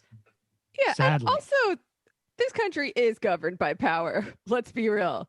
Is there any country that's not? There's politics, and then there's power involved. Like, I don't know if people are aware of this, so... Like, the Republicans used their power to get all those reactionaries onto the Supreme Court. It is supposed to be mediated through politics, and it is for the most part. It's just that there is a big gray area where you have, certain norms that have existed because you cannot legislate every single aspect of everything. And they have broken those norms, and they have the constitutional authority to break those norms. Democrats should break them as well. But the idea that he is implying that there is something problematic and it is extra normal for senators to file an amicus brief saying that we think this is we think the court is becoming highly politicized and we're going to react in that way. I mean, John Cornyn, I think it was, sat on the floor of the Senate 10, 12 years ago and talked about how he thought he could understood why there were people out there threatening the lives of federal judges. And do you know what also was about power and politics? The fact that Mitch McConnell completely torpedoed the nomination of Merrick Garland and then forced through Amy Coney Barrett just a few weeks ago. So, like, we're really going to claim that the Democratic senators who expressed concern about the politicization of the court, that's the political, really insidious element here when we're talking about the Senate and how it's behaving. But everything that the Republicans have been doing, I'm not political at all. I'm just concerned about politicization only when it involves an amicus brief that really isn't going to be that consequential, most likely, from Democratic senators. Yeah, this is, it's him being a politician. I mean, that's the whole Alito's whole thing was him basically as he claims he's against politicization. It's like the most maddening hypocrisy ever. But I mean, no one cares about hypocrisy anymore. Yeah, gaslighting. That's definitely. Who is this Alex Berenson guy? And then we'll get to some phone calls. We've just didn't he write that book on how marijuana caused psychosis? Who is Alex Berenson? Brendan, who is that guy? He's an anti-COVID guy. Yeah, he's the Fox News authority on why COVID isn't real. Here is Alex Berenson on Laura Ingram's show. They remember 2 weeks ago, as far as they were concerned, this was all going to go away after the election, particularly if Biden won. That was going to be because it's all ginned up. I mean, just compare and contrast the way that they looked at the caravan. Does everybody remember the caravan in 2018? That was like we were about to lose our homes to this caravan of women and children coming from Central America. We were all going to be under threat. And then all of a sudden, election day, and we never, ever, like the only time you heard the news report on it was with this where the title of the story would be, "Whatever happened to that caravan? Well, we sent some reporters to find it." Oh, well, they heard that Trump won, so they gave up and went home. Yeah, in 2018, it was the Democrats who had taken the House. It was run up to 2018. Well, And Trump supporters told me that was their number one voting concern right ahead of the midterms in 2018. Is that right? Some of them, yeah. Wow. The All right, well, caravan. here is these Trump in the talking- general sense, of course. Here is Berenson and Laura Ingraham talking about coronavirus, and it didn't go away, incidentally, after the election, but that's because it wasn't that big of a deal to begin with. I mean, I can't believe that people would fall for the idea that we need to remake society for an epidemic. Pause it that for right 1 second. now, Pause it for 1 second. This is my favorite thing. Keep that graphic up there. Alex Berenson, right? Former New York Times reporter. They cannot stand the Times except for as some type of signifier for a guy who is like, he has been, this is like the Dave Rubin of reporters, essentially, where it's like, I used to have some credibility and I'm going to use that credibility, which we don't all believe has any credibility, except for the fact that I'm no longer there as credibility. You know, if you believe the high-end numbers that are being pushed out, has killed about 2% of the people who will die in the world this year. Okay, it's 1.2 to 1.3 million people have died from the coronavirus, which sounds like a lot of people and is a lot of people, but you have to understand there's 8 billion people in the world and 60 million of them will die this year. So I don't understand. And by the way, most of those people were very old and very sick. In places like Africa, this has barely touched an entire continent because those people are young. And most of Africa is a relatively young continent, and they're not getting sick and dying. I mean, for the most part, in a lot of the world, this is a problem of advanced societies and advanced age and very sick people. And the idea that we need to remake society for it, to me, is just insane. From the same experts who told us not to send our kids to school, and they're suffering terribly, who told us not to wear masks, then wear masks, and didn't tell us to worry about the mental health aspects. And now they say, oh, there's a lot of mental health aspects and drug abuse and alcoholism and da-da-da-da. I mean, so all the experts, I mean, it's... Right, they care about mental health. That's Those what guys Fox aren't News in the cares same about. city? Are they not in the same studio? Why is that? Yeah, I know. It's Why weird. are They're they telling everybody to go back to work, but Fox is still instituting social distancing at their studio. It's bizarre. Is Tucker Carlson still broadcasting his show from a former gas station in Maine or something? Yeah. I mean, honestly, like, put their money where their mouths are. I want to see them all sitting on the couch together. I want to see Fox and Friends. I want to see Steve Ducey not worry about stuff. Spitting all over each other, hawking loogies in each other's faces. And yeah, Berenson is a known pseudoscientist. He was the guy I was thinking of. He wrote about a whole book about how marijuana caused psychosis and is the worst thing on earth and has been disputed. Sounds like he got high once and had a problem. He should have a podcast called Asterisk for the most part. It's like the amount of times he says that, like, oh, it's not hitting Africa for the most part. Do we have a graphic of what's going on in Sweden?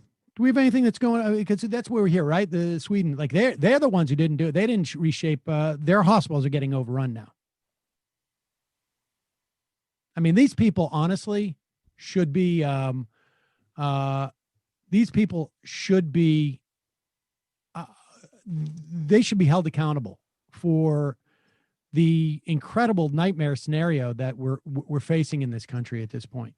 Yeah, there you go. Herd immunity. I mean, and again, they only put up straw mans to discuss COVID, which is like, our kids are suffering terribly from COVID. That's what they're saying. The experts are saying, like, no, the experts are all saying that kids can just transmit COVID. Some of them react terribly and die, but it's a small percentage. I know they're okay with a small percentage of children dying, but it's that they can spread it to vulnerable populations, including teachers.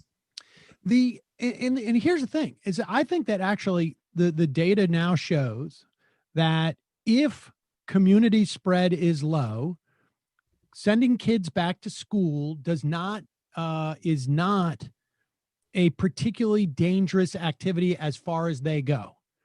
But what you need to do to be able to send your kids to school, if that's what a society decides is important, and I do think that as actually probably, I mean, I think it is the priority, essentially. You want people to be able to go to hospitals and get the normal medical care, and you want kids to go to school. That's the way that I would prioritize these things.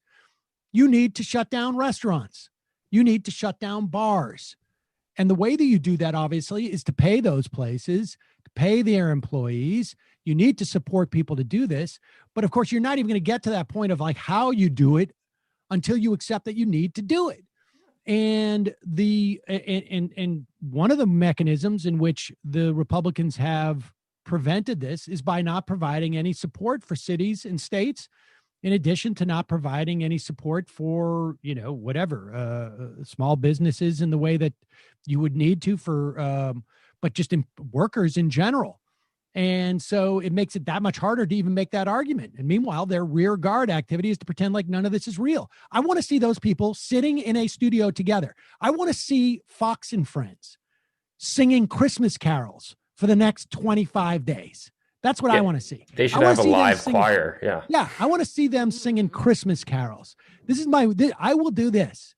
I will lay down my arms on the war on Christmas to see the whole Fox team of deniers singing Christmas carols every night. I will listen to them. I will play them on this show. I want them all in a room together singing Christmas carols to prove. And I also want to make sure that they're not getting like the special treatment that, Corey Lewandowski, I'm sure, is getting at Walter Reed. All those Republicans who have now contracted COVID, 130 Secret Service members. I mean, it's really That's nuts. why they don't care. They just assume that they will survive because they're rich, and they're probably right. Yeah. Well, I mean, I want them all in the room together too, Sam, because I'm doubting their commitment to Christmas. And if they sing Christmas carols together, we'll have a double whammy, right? Like we'll see what they feel about COVID, and also if they aren't undercover operatives trying to kill Christmas, because I've heard a lot about that. Many people are saying that, to be honest. Indeed. Yeah, if they don't sing Christmas carols together, they are letting the terrorists win. Yeah. Barack Hussein Obama doesn't want them singing Christmas carols. James in Jersey City, the study released in The Lancet this week was about the mental health issues that people infected with COVID-19 gave after infection. 20% of us have mental issues like depression, PTSD, insomnia, and anxiety disorders after the infection. Wish you could get somebody on to talk about COVID long haulers. We're suffering largely in silence, and death isn't one of the only negative outcomes of the infection. That's a good idea. We will do that. Cuddly Cudlow. Sammy, I'm happy the bidet company is sponsoring the show again. I was really wanting one, but just missed the promo code last time. I was also wondering why you don't ever have Farron Cousins on the show. I meant to have Farron on. I don't know. We just haven't. I don't know. You could have a whole list of people. Eventually we'll have Farron on. If you have problems finding a coupon code, all you got to do is Google Majority Report and then whatever the product is. So if you were to Google Majority Report Tushy, I think you would find it. It would take you to our thing. Let's go to the phone calls, shall we? Calling from a 308 area code. Who's this? Where are you calling from? Hey, it's Kowalski in Nebraska. Kowalski in Nebraska. Look who got in first today. Yeah, it's been kind of an off day. We finally got some snow and rain, and yeah, harvest is ground to a stop. So, yeah, just enjoying a little Valhalla today. But I was calling in to give you a little bit of a COVID update. Midwest or the Great Plains, whatever we call it. Please. So most of our rural hospitals are at capacity. Our hospital in GI is it's got 2 open ICU beds. We are shuffling infected patients around, but I believe our state is about at capacity. We only have about 800 ICU beds statewide. So, yeah, that's not good. And rates are climbing. I think even our governor got infected the other day. So, yeah, a little bleak. It in fact, did not go away with the election. That is really, really surprising. So, is the issue just beds, or I mean, the more I read about this, the real issue, it seems to me, is beds end up being just a surrogate for capacity to provide health care. In other words, you can just anecdotally, I guess, like here in our hometown, we have 16 ICU beds, and you're supposed to have a staff to patient ratio. Currently, we have it about twice the number of patients to staff that you would normally want. So, like, most of the nurses are having to put in massive overtime hours, which I'm pretty sure in any normal circumstance probably wouldn't even be allowed. You also then have people who are basically at risk who are tending to people, the people who are older, because the nurses are fairly, like, up in age, especially in rural areas where, most of the younger people are leaving to the bigger cities. So, I mean, the whole hospital bed is, like, literally just to contend with, like, really high-risk people. So, I mean, yeah, you could probably have fewer, like, younger people who wouldn't need ICU beds, but yeah. All right. Well, hang in there, Kowalski. Appreciate the update. Oh, I do want to just say one thing. I am happy that we are officially in the lame Donald Duck. Yeah.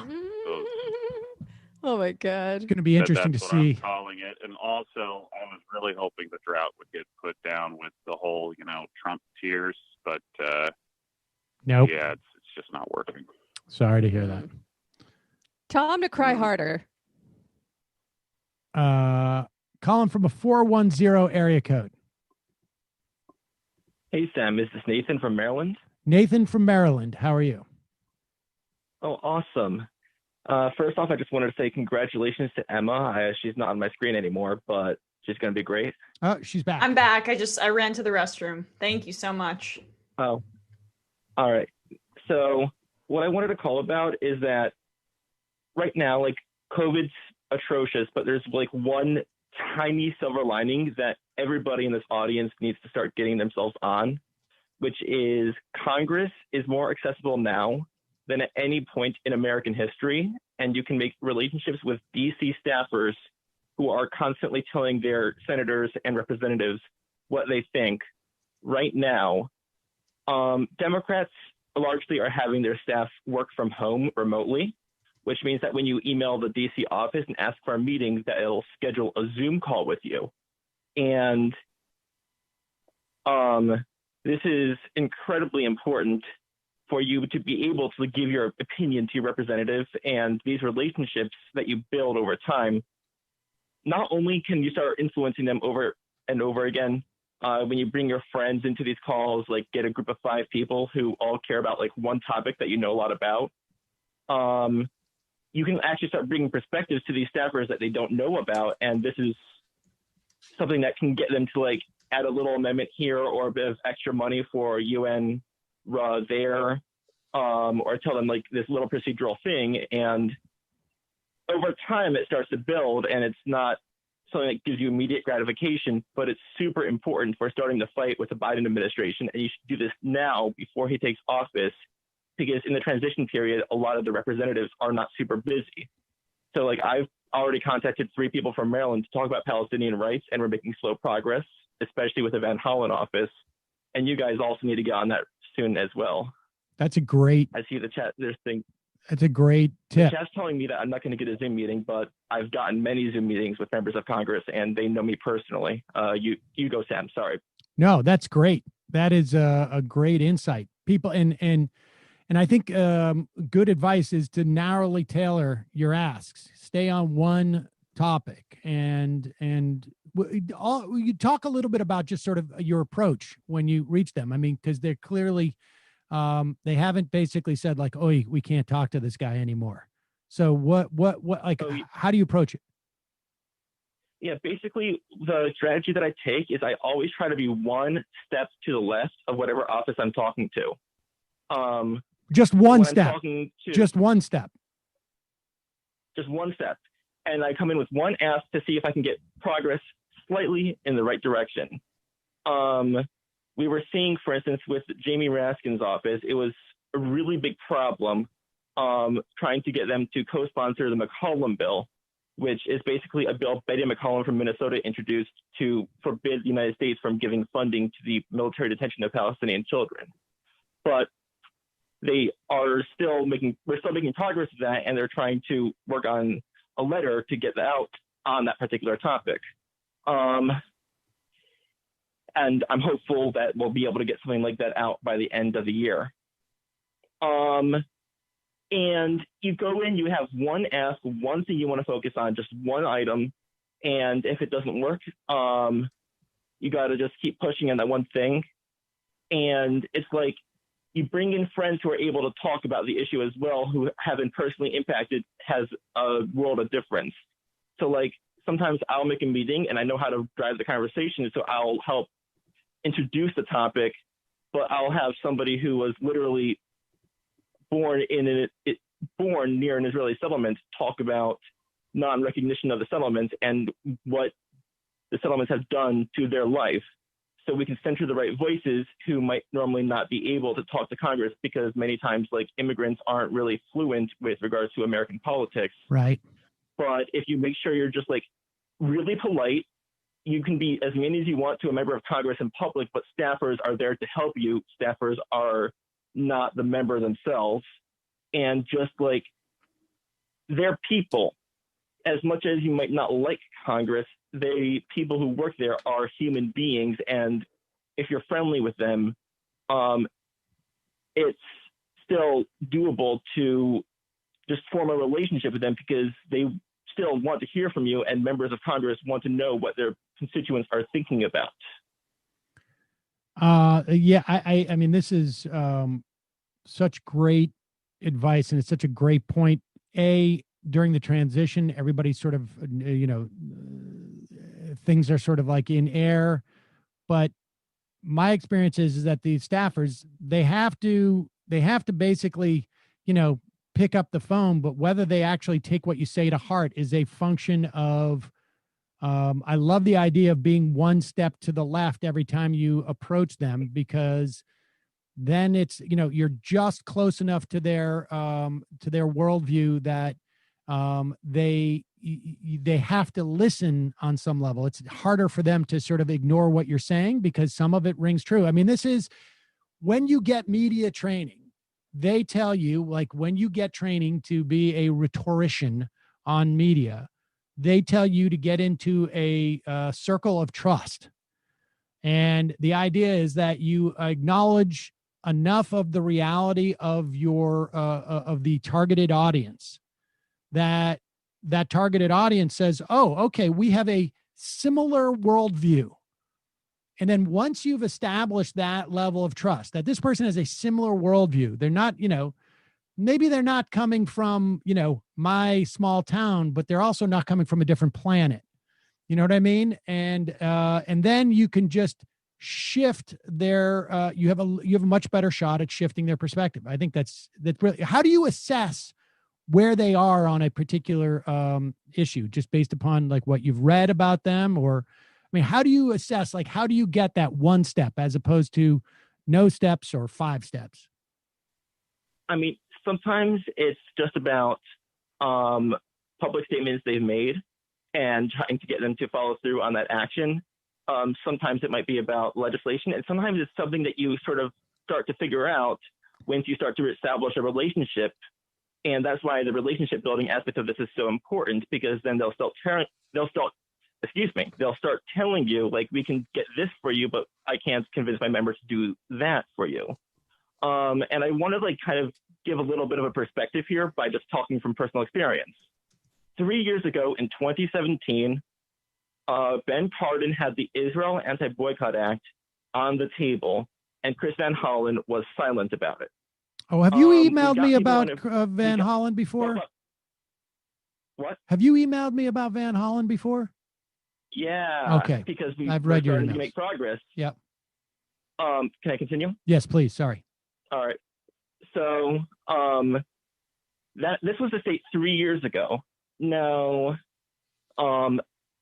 we got protests against Ben Parton. We asked Van Hollen in a town hall what he thought on the issue, and made very clear that the right side was not to support this bill, and Van Hollen put out a public statement against it. And from there forward, like, I started making more and more meetings with the Van Hollen office, just trying to push them, hey, just like make a speech from the floor of Congress against, let's say, Senate Bill 1, which was kind of like the redux of that in 2018. And he gave a 30-minute speech from the floor, myself and many others keeping on pushing him on that particular issue, basically saying, you're on the right side of the issue. Let's cement you so that Ben Parton, a Democrat from the same state, looks weak. And just start keeping and pushing on the military detention of children and the settlements. Eventually, he ended up making an op-ed in the Washington Post that said that we needed legislation against the Israeli settlements, and made statements about how, like, we shouldn't be recognizing them. So I and many others started continuing just to keep making meetings like, hey, introduce the legislation, make it happen. And I ended up getting, like, going down personally, I started going down my Facebook list, getting like 20 people a day to call in and say, hey, we support this op-ed, let's do this thing. And eventually the bill dropped. He put in an amendment to the National Defense Authorization Act, basically saying U.S. funding should not go to recognition of the Israeli settlements in any way. And AIPAC got really mad at him on Twitter, but again, I kept making sure people are calling in support of the amendment, showing there are people who are paying attention, see when they're doing a good thing, and are willing to stand in the way when bad actors start yelling about nonsense. Right. And I can't imagine Ben Parton is happy about this. We know AIPAC wasn't happy, but it's like you just slowly push them one step to the left, one step to the left, and it's like, I'm just one guy in Maryland. I've got my group of friends. We keep doing this stuff. It's not easy. It takes a while. I've been going to his office for 3 years now, but this is how you have to get like somebody getting in, making a difference, and getting lots of people doing this, finding people from their area. I don't know how many people are out there in the United States regularly trying to set up meetings with their members of Congress, but we have a pandemic. We can get Zoom calls. And this is going to start being more of a commonplace thing, with maybe members saying we can get Zoom calls with our constituents from California. So we really got to get on this, especially with the transition, because this is how you hold the Biden administration accountable, through Congress, through Democrats who can do more progressive things, starting from right now. Do you have, are you affiliated with any organization? Do you have any type of like website? Like, are you putting out like this just sort of dynamic to, you know, help other people sort of adopt these type of tactics? Most of what I do is just like, I'm not like from an organization. I don't work for anybody. We have like a kind of an inactive blog called freedomtoboycottmaryland.com. That's freedom, the number 2, the word boycott, md.com. You could probably Google freedom to boycott in Maryland. But like, we got like a group of people that are just like pro Maryland for BDS people who are like in a WhatsApp with like 60 people who I can like pull from. And it's like, here, I'll do it this way. If you contact me on Twitter, my handle is lowercase n, number 8, last name SELDMAN. Then I can personally help you. Repeat. SELDMAN? No, F as in like Friday. Oh, Friday. Okay. Oh. Yeah, so lowercase n, number 8, then Feldman. Oh, Feldman. F, okay. Like Friday. All right. Well, I mean, this has been I can't tell you how much I appreciate you calling in, and also I appreciate the work you're doing too, and I mean the specific issue, frankly, but also the, you know, sharing with people the dynamic in which the work you're doing. I mean, just, you know, you're grinding it out and making a difference. I mean, I've noticed Van Hollen has been. I've been moving it, and I've been, you know, over the months that you've been sending the emails, I've been tracking it in that regard, and it's really good to hear how you've been doing that. It's really impressive. I mean, if I had an organization right now that I was, I would hire you. I mean, I'm super happy to get the call in, and I am available if you want to hire me, Sam. I got to just get the organization first, but then eventually. That said, my final note is, even if you are the most unhappy person in the world and the most cynical, my message to you is just start doing this, because if nothing else, the question to everyone listening is, do you want to let the halls of Congress just be dominated by lobbyists with nobody pushing back in the other direction? And the answer to that is no. Don't let lobbyists, don't let AIPAC, in my perspective, don't let Big Pharma be the only people meeting with your members of Congress and their staff. That, if nothing else, don't let that be the monolith in there. Right. I mean, people should understand that every moment that they are spending on the phone with you is a moment that they're not spending with a paid lobbyist that is representing some interests that are undoubtedly not consistent with our politics. Appreciate the call, man. Good luck. And thank you so much. All right. Thanks. Great stuff. Great stuff. Yeah, I'm impressed that worked. I mean, I love how targeted it is and strategic, which is way more of what is needed on the left. Yeah. And it's also a lot of work. Yeah. And it's a lot of patience, and it's a lot of work. I imagine it helps to have like a lot of resources to offer somebody if, they piss off AIPAC or big donors or whoever's giving the money, and they need to keep their position. So, you got to meet with them and you got to offer them help if they need it. Carrot and sticks. I mean, I think that is one of the things that, is the type of fundraising, let's say, that AOC can do has completely expanded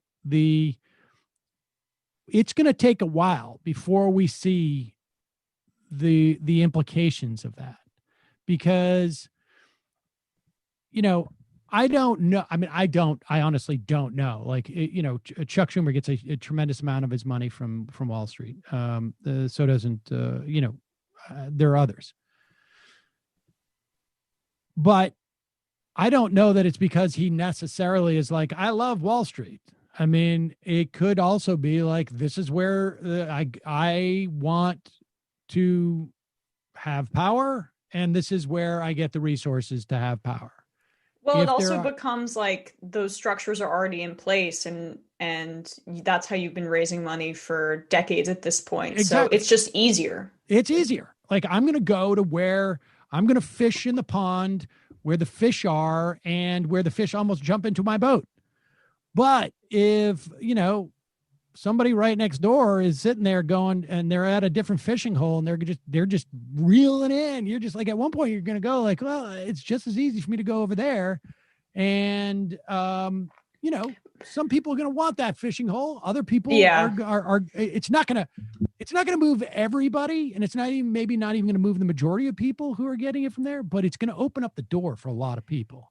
I just don't think Chuck Schumer's a perfect analogy, because he doesn't have like the natural charisma to fish. You have to like be kind of cool to get to that area of the fishing hole to fish in that pond. I don't know. Like Joe Biden. I mean, is Joe Biden cool? I mean, he raised a tremendous but at amount. the presidential level, I feel like is a complete anomaly. I mean, it depends on the strategy that you're going to use going forward. Like, it's not just a cool factor. It's also like, are you able to, through your strategy and I think charisma, galvanize support of young people? And then that's how that starts. I agree. But I mean, you look at how, like, Markey, for instance, Ed Markey, Markey was wasn't necessarily getting all his money from Wall Street, but I'm saying the ability, there's more opportunity there to get this, that pond exists where that pond did not exist 15, 20 years ago. I mean, Dean was really the first person, Howard Dean,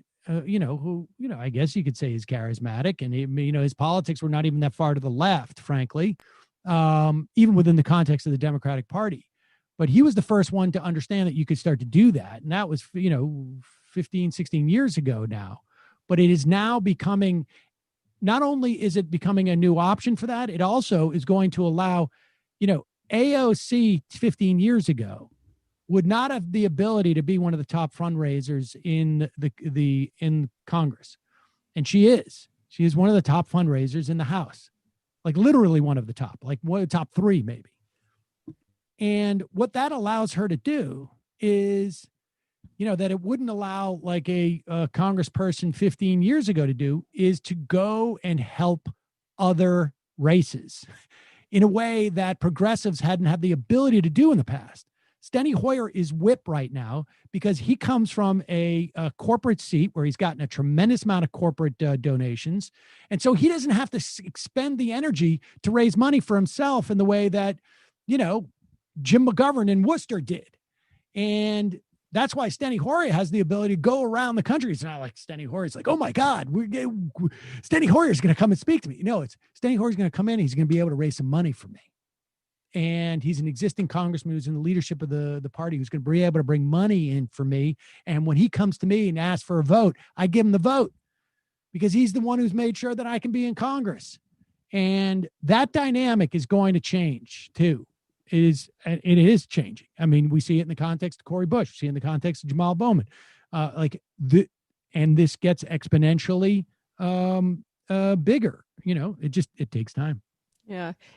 Interestingly enough, it's reminding me of that conversation I had with AOC when I met her, which was one thing she said to me was when people try to buy her, when the big donors try again, is when she's getting a lot of heat from her left, and it looks like her left supporters are not going to support her anymore, which, maybe she clocked me as somebody who might give her heat from her left. I don't know, but it makes sense, right? Wait, who tries to, they publicly try to buy her? They come in with their money when they sense that her base is less than supportive of her. I see. And it's the same thing. Like the fact of the matter is that Joe Biden won this election to the extent that, or at least in terms of like the new votes came from the suburbs, came from arguably the PMC. I'm not sure that, people who break down the data look at it that way, but people who, college educated. And, the fact is that they're going to look at that data and they're going to say, this is where we need to mine for votes in the future because this is where it's coming from. And the theory about withholding and leveraging that way, it just doesn't work that way. It's just like human nature does not work that way. You cannot, it's very hard to sort of, prove a negative. And to the extent that the Democrats learned a lesson, it was to really try and make sure that they didn't, they inhibited the ability for the Green Party to get on the ballot in certain places. They're going to learn whatever they feel like saying they learned from this, and whatever that is will probably benefit their continued holding on to power. Well, I mean, in some instances, holding on to power within their institution, maybe. Yeah. They learned that you should never talk about socialism ever, or the police killings of Black people. That's what they learned. Well, that is really more just, I think, people trying to assert power within an institution, and they're using that because, you got to just push back on that narrative. That's all. They're using that because they know it's going to be replayed by the media. And the fact is that it enhances their power within that institution. But I also think there's a certain inevitability. Shore wrap. Some fun talk for Friday. Does anyone get it at MR going to pick up the new Xbox or PS5? I impulse purchased an Xbox at the start of quarantine when I had a lot of free time. And I've used it like 3 times. So it's like one of the worst investments I've made because it's not cheap. I bought a used one and an old one, but I regret it. Yeah, my gaming PC is more advanced than these new consoles are anyway. So I'll probably skip it. Wow. Been in the next generation for about a year now, so. You just got to get a couple of cats and watch them chase each other around. It's cheap and it's fun. I don't Purdy. think cats are cheap. Like, you got to take them to the vet. That's not cheap. I got news for you. Wait till your cat gets diabetes and then talk to me about Well, your cat being cheap. I got my cat's insurance before they had any pre-existing conditions, so it's pretty affordable, actually. I should have done that. I kind of want a cat, but I'm thrown off by like the idea of, one, having to keep the cat in the tiny studio apartment, and two, also like the I was cost. gonna say, you want a cat? No, I don't want your cat with diabetes. I don't want your C- cat. Two kids come with it too. Dan Purdy. I'm an African-American male of the homosexual persuasion, and this is what Biden's America will look like. Do we have we gotten a final on that Dan Purdy's thing? It's Do we so have that information convoluted. still? Can we tell this story, Matt? Do we have that stuff ready? Yeah, Brendan? let me pull this up. In the meantime, why don't I just cover this? Because this is a really sad story. I had highlighted it the other day, and I'm trying to see where I have it. This is heartbreaking, and I know it is going to be difficult for people. Where the heck do I have this now?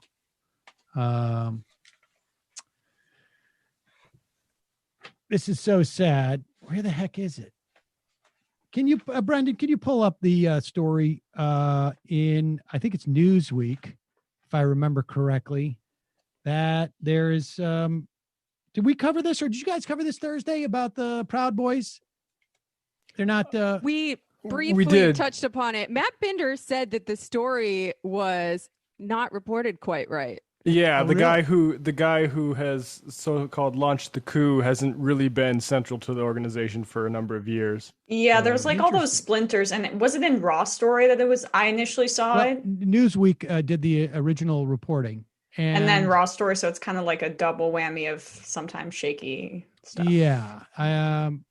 But there is apparently a break-off group from Proud Boys. You can find this at newsweek.com. Proud Boys Infighting sees a leading member form a breakaway group to fight white genocide. This guy, Kyle Chapman, who was set up the tactical defense arm. The stick man. He's apparently the stick man. I hate it that I know that. Boys.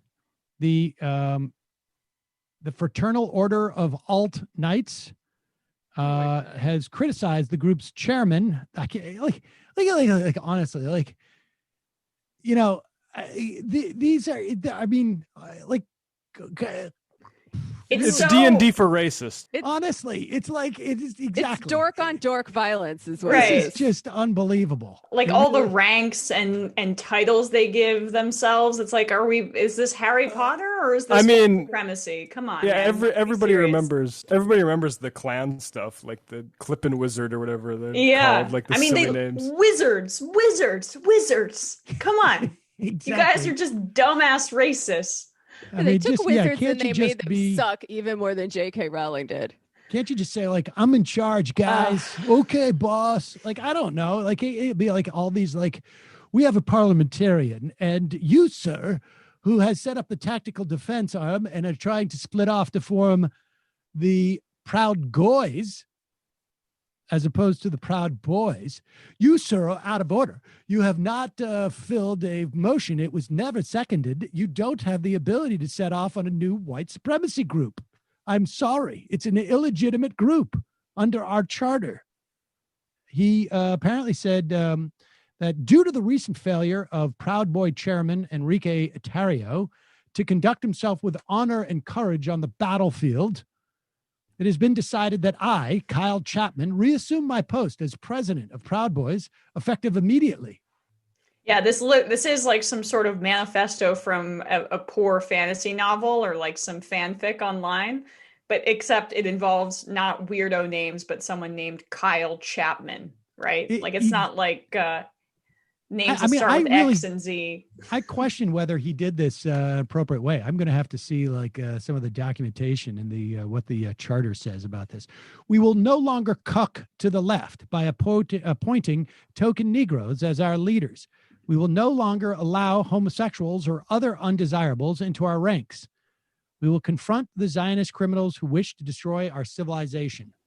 So they really got everybody. I mean, I have to say, this guy, Chapman, who's nicknamed Based Stickman, as you said, Jamie, has they really have they're more comprehensive in this instance. The message was posted one day after Chapman criticized Tarrio's inaction and fear over a video that appeared to show the moment Tarrio and two other people were injured during a knife attack in Washington, D.C. in the early hours of November 4th. Apparently, the Proud Boys and other far-right groups are planning a Million MAGA March in Washington on Saturday. That's tomorrow, folks. I am going to be interested to see what constitutes a million these days. I suspect it's going to be similar to what constitutes a teens. What constitutes a number of illegal ballots, right? Right, exactly. I think we're going to say like 20 or 25 of these guys, but there you have it.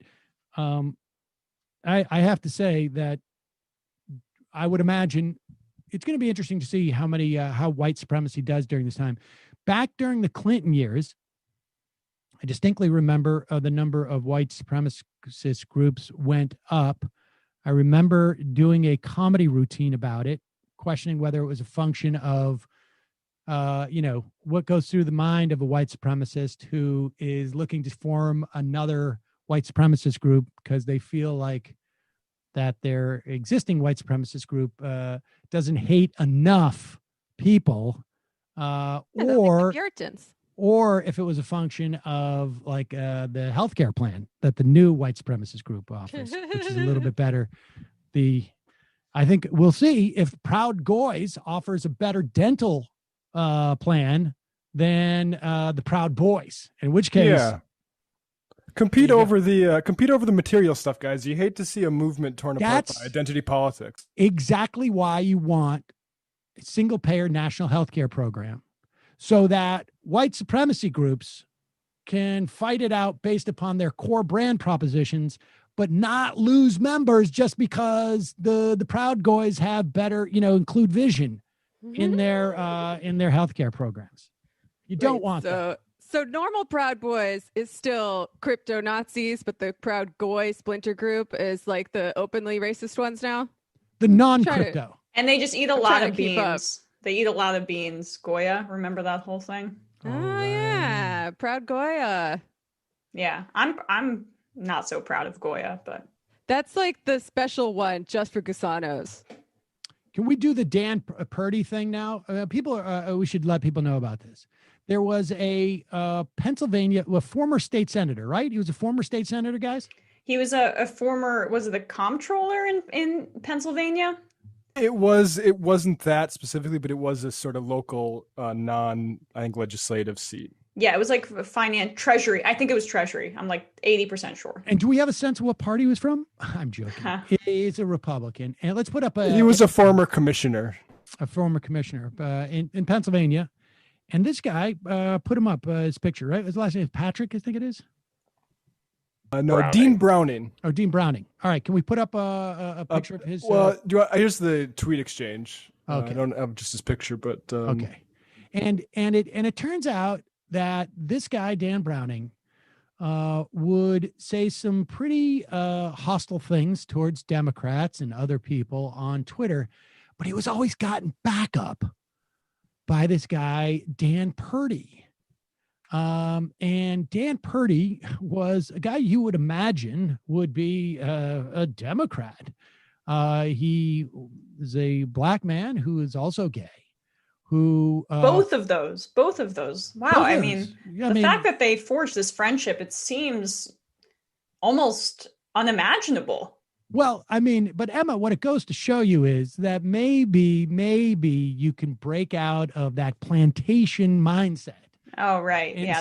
Dan Purdy is inspirational. He's a free thinker.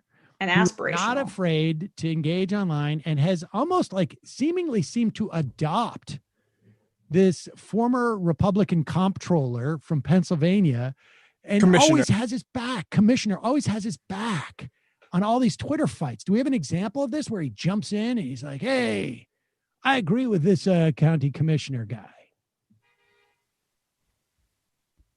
Well, not specifically. All right. Well, pop up. Yeah, here's the tweet. Yeah, this is.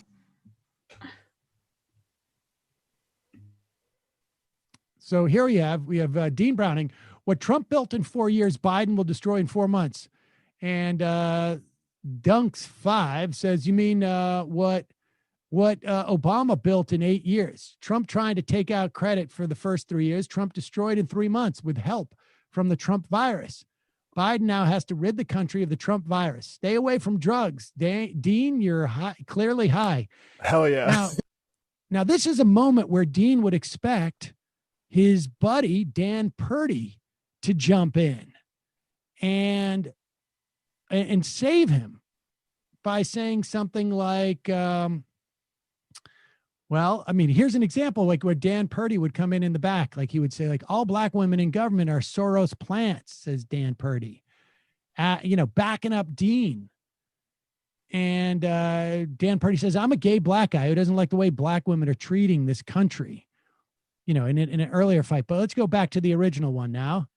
And this is where Dean Browning would usually have Dan Purdy would usually get its back. But in this instance, Dean Browning, clearly a white man from Pennsylvania, I'm a black gay guy, and I can personally say that Obama did nothing for me. My life only changed a little bit, and it was for the worse. Everything is so much better under Trump, though. I feel respected, which I never do when Democrats are involved. Now, that's a classic Dan Purdy tweet, but sadly, somehow Dean Browning seemed to have tweeted it. And Matt Bender... He's also not gay. He's a proud pro-life and pro-Second Amendment Christian conservative. So not a gay black man, just to, clarify that. So people took screenshots of this, and Matt Bender found the guy where it's Dan Purdy. This guy, Dan Purdy, I'm a gay black guy. He doesn't like the way black women, I'm black and gay. I live in that world now. Which do you live in? This guy has really thrown that around. And I also want to say, in addition to the anti-black women tweets we saw earlier, there's just like tweets that say black people don't know how to count or do math, basically. And Binder hasn't clipped any of those, but other people have. Like just straight anti-black tweet. It's not.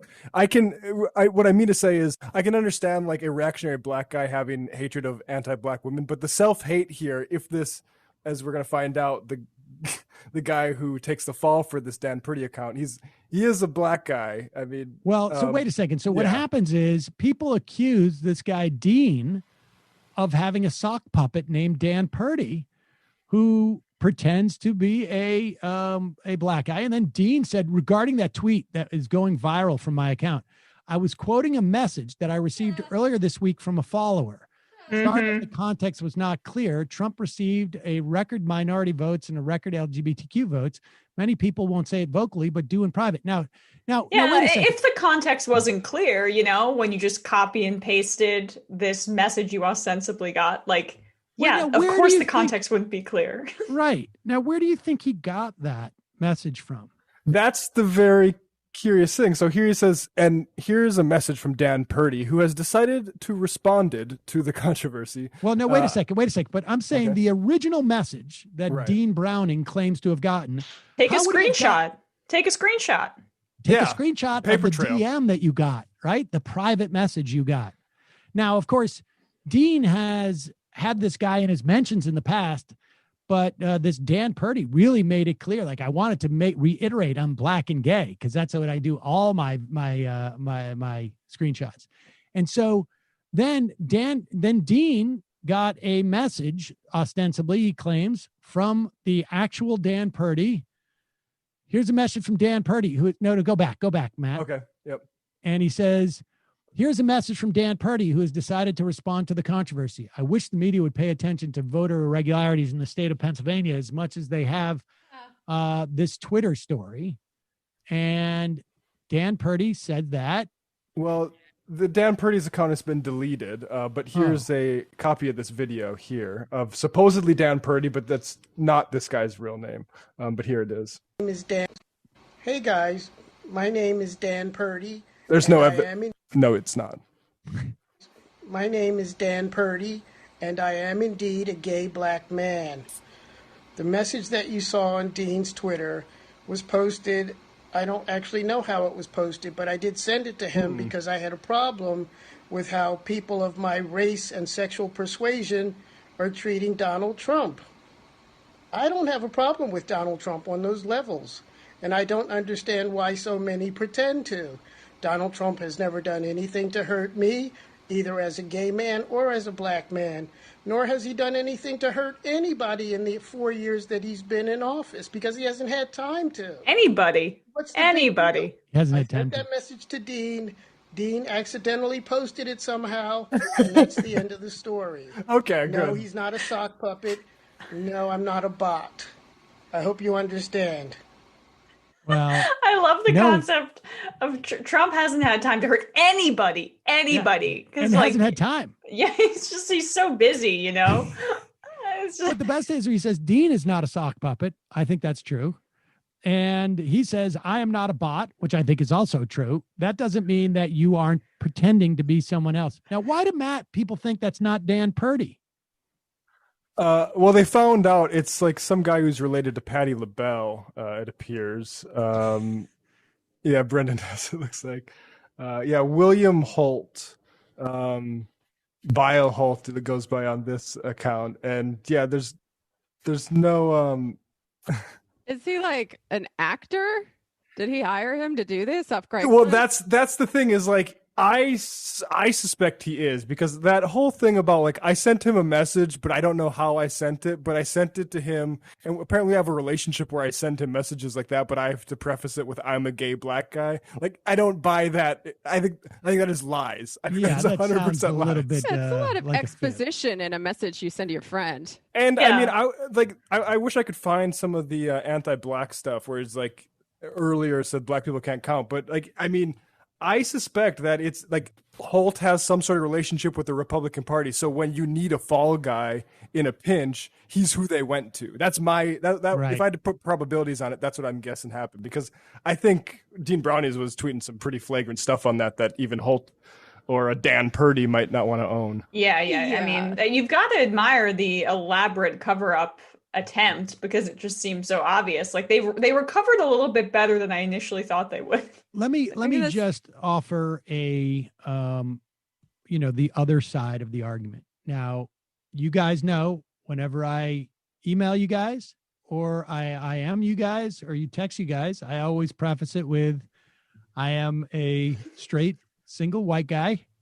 And my name is Sam. I'm a straight single white guy. Hey guys, don't forget, like, we need to get these microphones, or Tuesday we're taking off, or the guest for tomorrow is, that's the way I address everybody, including my kids. As you know, Saul, I am a white straight guy, brush your teeth. And that's the way it works around my house. So it's not inconceivable to me that Dan Purdy could have done that. Yeah, you don't want people to forget who you are and what your various intersecting identity categories He's are. just stating his pronouns. The sad part is, like, he could have gotten a real guy to do this job from the beginning.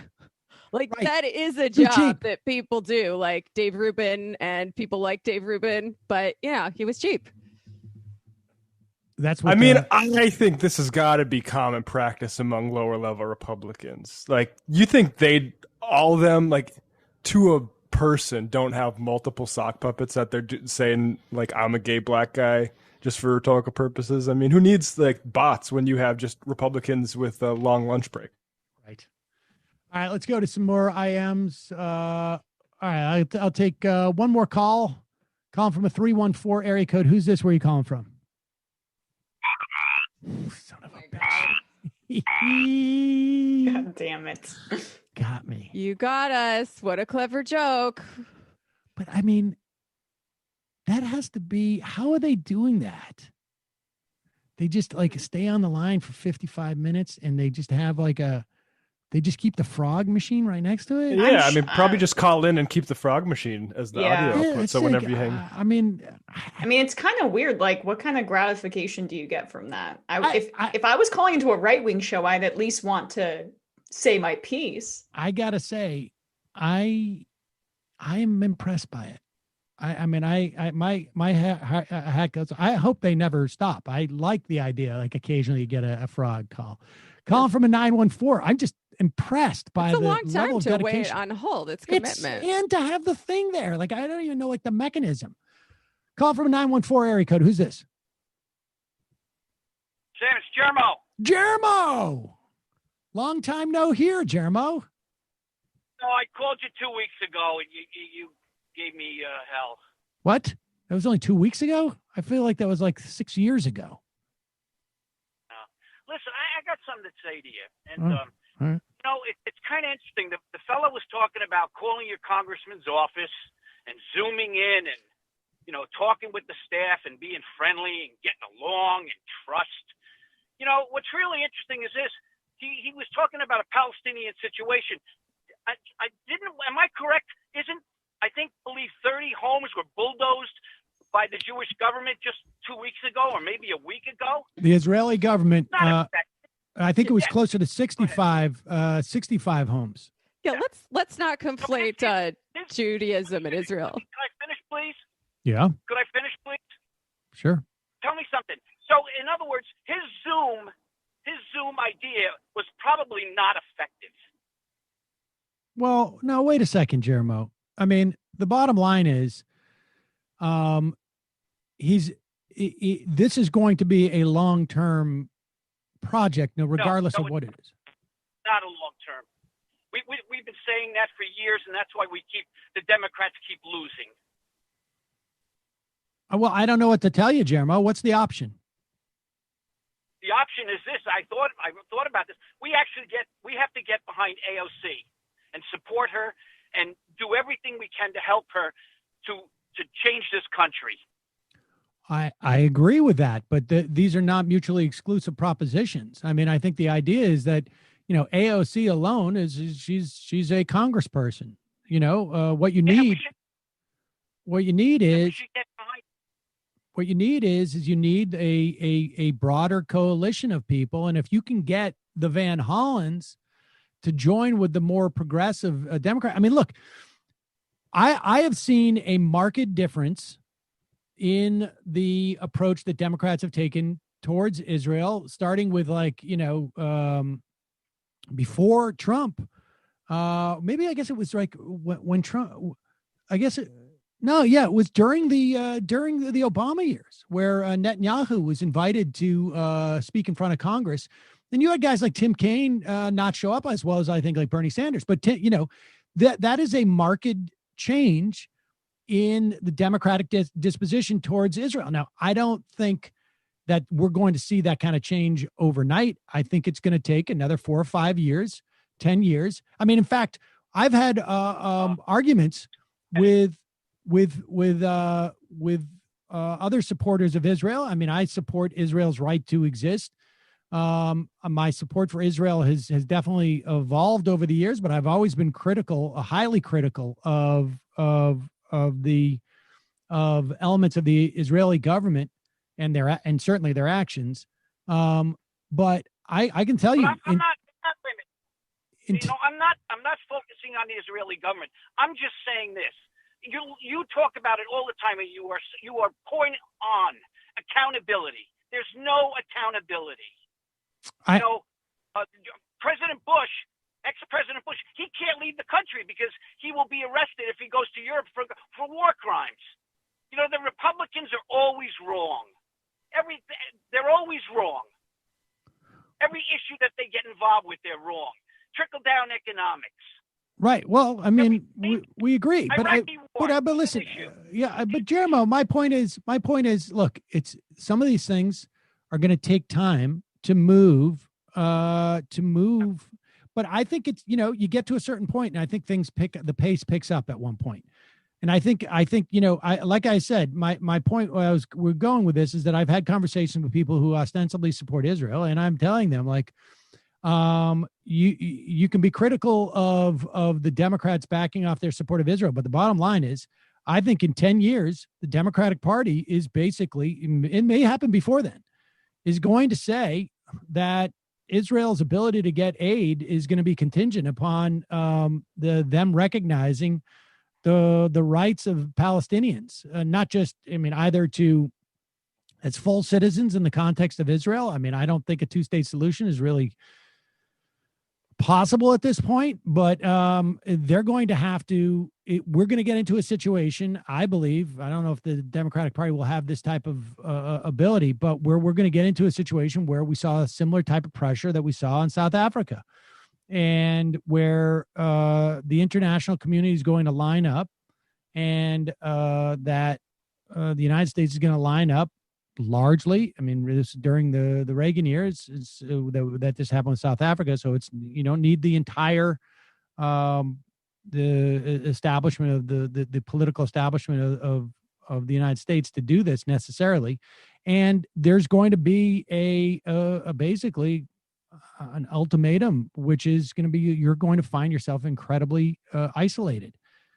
But to get to that point, you need to have a critical mass of Democratic lawmakers who begin to push this forward. And so, yes, short term, midterm, even to some extent the long term.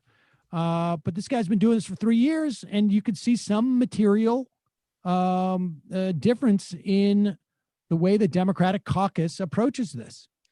God, I hope that you're right.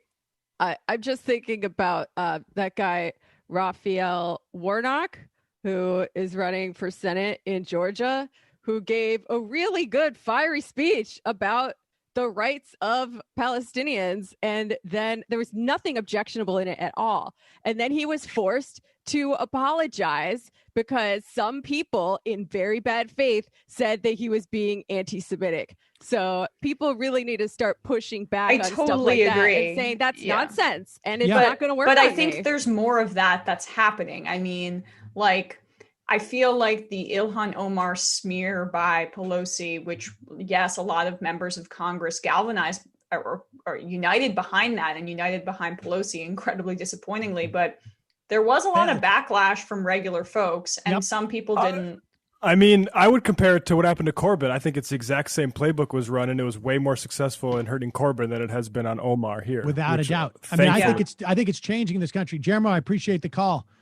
And I think, the dynamic is that the fact of the matter is that the support for Israel in this country is far more intense amongst Christian Zionists and than it is Jews. And this attempt to conflate, the Warnock thing was really less about anti-Semitism, because that's not going to be that active in the context of that Georgia race. What's really going to be active is Israel support.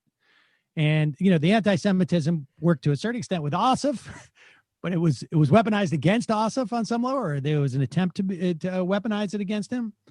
But that is a way of getting out the Christian vote in Georgia and getting those people to protect Israel. That is what that is about. And the anti-Semitism is sort of a surrogate as a way of communicating he's anti-Israel. Right, because they care about anti-Semitism so much that they want all the Jews to return to Israel so they can all die in Armageddon, and then everybody. That's incorrect. 2/3. Oh, I'm so sorry. 1/3 gets to sit by the hand of God. Honestly, I really smeared them there, so my bad. Well, there's some of us who are vying to be in that 1/3, and I don't want that foreclosed. Oh my I've gosh. said this many times before. I have eczema, and eternal hellfire is probably the worst thing for it. Yeah. God's doing everything he can to make sure Ben Shapiro's not in that third. One can only hope. All right. One last phone call, and then we'll take a couple IMs. We'll get out of here.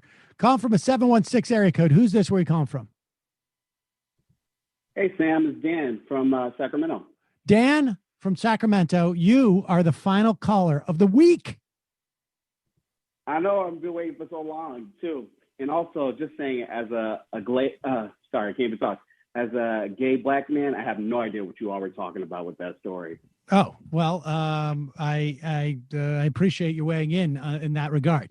Maybe you could get a job by you haven't seen hired. You haven't seen Dan Purdy out there? Oh. If you're interested, no, not at all. If you're interested, there may be a job for you to sort of just get my back in some of these arguments I get on Twitter, but we can talk about that later. Yeah. So I just wanted to talk about like higher education for a second, because I pretty much worked in higher education my entire career, and I watch a lot of the YouTube like shows and all the YouTube news shows, and I'm always hearing about like students getting indoctrinated on like college campuses, and especially like leftist ideas. And I don't know like when possibly that could happen. Like the college students that I work with, I could barely get them to come to office hours. Like I don't know when like professors are bringing up like their socialist ideas, like while the students are in like their classes and things like that. So I don't like, I have no idea like where that idea comes from, that like students are getting like indoctrinated with like leftist ideas when they go to college. And I will say though, like when I was, went to college myself, like it's the first time that you interact sometimes with people that aren't from where you are, have different religious views, different socioeconomic statuses. So it's like you start to have more of a gray view of the world and less of like black and white, like I did when I was going to college. So it's just, it's always so weird when I hear, like, I don't even know when like my political like ideation or like my political views will even come up when I'm interacting with a student. So it's always so confusing when I hear like a lot of people on the right talking about like what's happening on college campuses. I'm like, students are just like worried about their grades and getting through like the next semester. But you just explained what they're concerned about. Is that when you go, when and we should be clear. I think we're talking about 4-year colleges, and I think the majority of people who actually go to college don't go to a 4-year institution. But be that as it may, I've worked at different colleges too. I worked at a large public. Now I work at a small liberal arts, and I worked at like an urban campus as well. But yeah, I agree. But the point is that the concern from a perspective of conservatism is that idea that you're going to meet a diverse group of people. Because I mean, what we're seeing in this country is, at least in terms of like the political parties, is very much a rural urban divide. Is the easiest, broadest brush in terms of saying where this divide is. And well, a big part of that divide has to do with being exposed to different types of people and different type of ideas than you have grown up with. And so, going to college and being around people who are of different different backgrounds, whether that is, from a class perspective or from a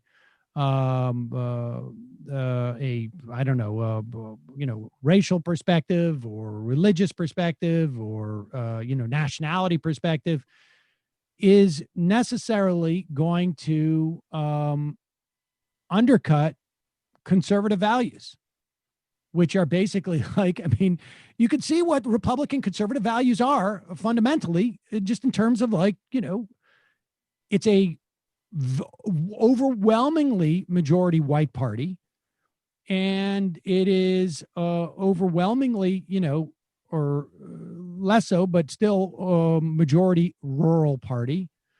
And just their ideology is one where there's sort of less desire to have a broad exposure to ideas. That's just the reality. And so that's why they attack universities, because it leads to some diversity of thought. And that in and of itself is problematic for a conservative movement. Yeah.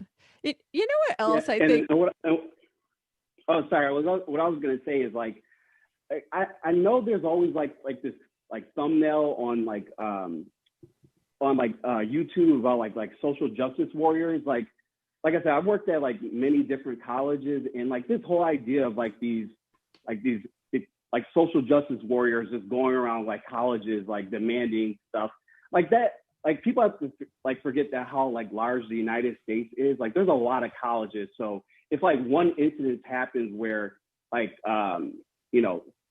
someone gets prevented from speaking at a college. That's like one college out of all colleges that exist. So like this whole social justice warrior narrative, I've never seen it before, like on a large scale, how people portray it as. Yeah.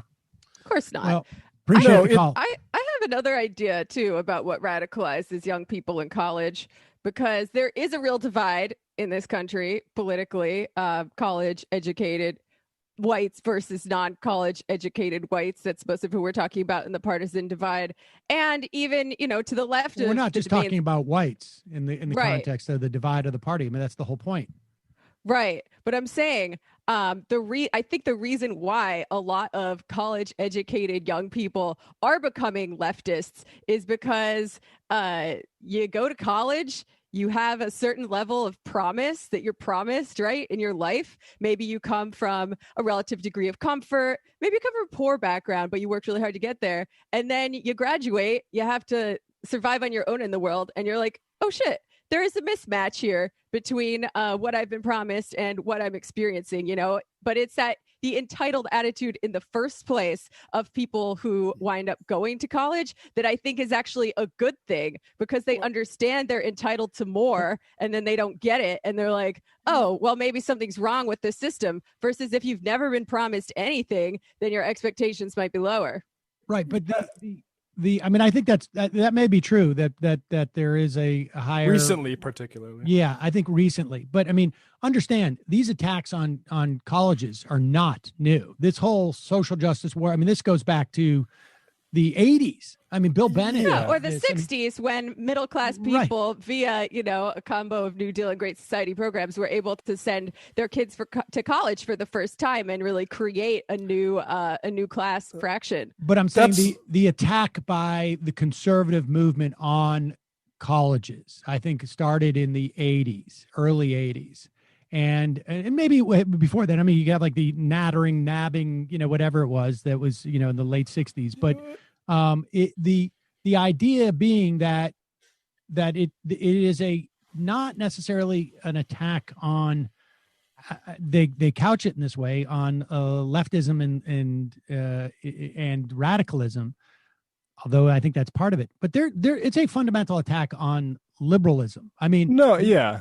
I mean, it is and I'm talking like, the small L liberalism, the idea of like being exposed to other ideas is necessarily counterproductive to conservatism, because the exposure, the idea that your perspective could be wrong is highly problematic for the existence of conservatism. I'm just saying that I have a better understanding of why people get radicalized in college than they do. Yeah, I mean, I would also add on top of that. But it's not even, they're not worried about radicalization. Like I mean, that may be the case. That's just the shield. That is just the liberalization. They're worried about liberalization. They don't differentiate between the two, right? Like every liberal, they don't, because they want to scare people. Right. The radicalization term is an effort to freak people out and like basically of make education seem like this scary thing and demonize it. Yep. Yeah, I mean, it's just, I would say the reason people tend to be more liberal is because when you're given 4 years to invest in your understanding of the world, it is beneficial to you. And I mean, I would just say this is McCarthyism, right? This is just them disciplining an ideological apparatus, like with these narratives. It's not actually meant to be true. Like, this is just HUAC for colleges. And what they're talking about too with radicalization is their definition of radicalization is the idea that like women can go out and make money on their own and don't need to be in some type of patriarchal situation where they rely on a husband. Or, I mean, that is what they consider still a radical idea. I mean, it is, and so it was nattering nabobs of negativism. So, I mean, it's not, I mean, I think there is a, particularly now that it didn't necessarily exist 40 years ago, an unrealized expectation of what is available to you after you graduate from college. But the radicalization that they're worried about is not what we would call radicalization at all. And it happens in the process of college, because you are, even if you're going to a fairly homogenous institution, theoretically, you're learning stuff that you didn't know before. And just that exercise of like being introduced to knowledge that you didn't think exists is problematic. Like things like science as opposed to evolution. I mean, Well, that is yeah. I mean, cultural Marxism. Boo-hoo. I had this. Yeah. Well, no, we got to get to the IMs, but yeah. All right. Let me just do a couple of these and we'll get out of here. That would have been a long diatribe. Prague, we got time. When government screeches to a halt and we're all in lockdown, we'll have a lot of time to talk about stuff. Prager Rocker, Tuberville proves that conservatives not only want a president with nothing more than working digits, they also prefer their legislatures to be similarly endowed. Mike, hi, Sam. Is there any update on you going on Rogan? No, I'm not going on Rogan. I don't think Rogan has any interest in having me on. But you would, though. What's that? Just to be clear, you would. Would I go on Rogan if I get Yeah. invited? Of Yeah. course. I mean, Yeah. it's been a year or two ago. I said at one point I was going out to LA with some regularity. And Well, he's in Texas now. Oh, is it? Yeah. I mean, He's in I'm Austin. not flying any. I will tell you during this, I am not flying anywhere. Yes, to go on somebody's show. No, look, you just have to do DMT at the same time as him and have your elves talk to his elves and they'll set it up. What is DMT? Oh my dude. You're not online enough. That's his like it's a powerful psychedelic substance that causes a just a white knuckle ride into the vastest reaches of your subconscious and back. And some people see elves on it. It's apparently the thing that releases right before you die. I don't much care for it.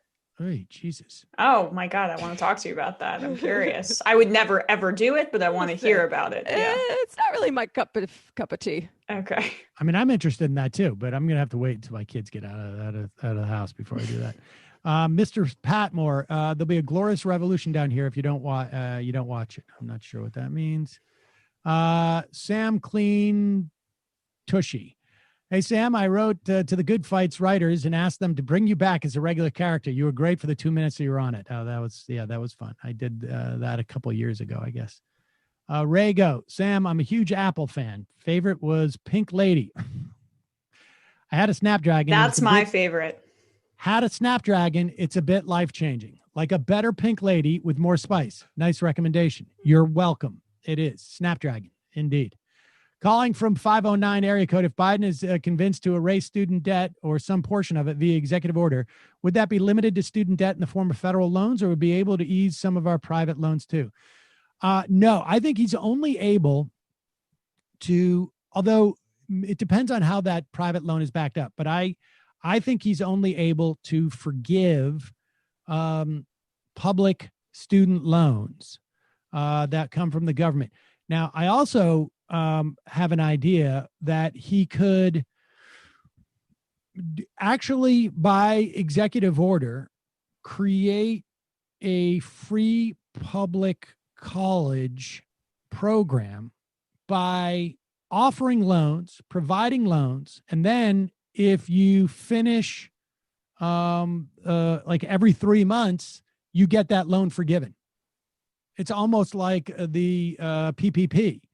You get the loan, it's a loan, and then he has the ability to, I don't think he has the ability to fund college, to provide free college on the upfront. But I think from an executive action, he has the ability to forgive loans. So they give loans, and then they forgive them like on a 3-month rolling basis or something to that effect. I don't know if that's possible, but that's my idea.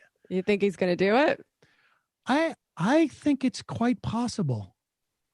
I think if there's no, I think if they don't have a Democratic majority and they're unable, remember, you can pass reconciliation with 51 votes. So if they do win in Georgia, they're going to be able to push a stimulus bill through because it's all reconciliation because it's all in terms of the budget. But if they don't have a majority, they're going to need to do something.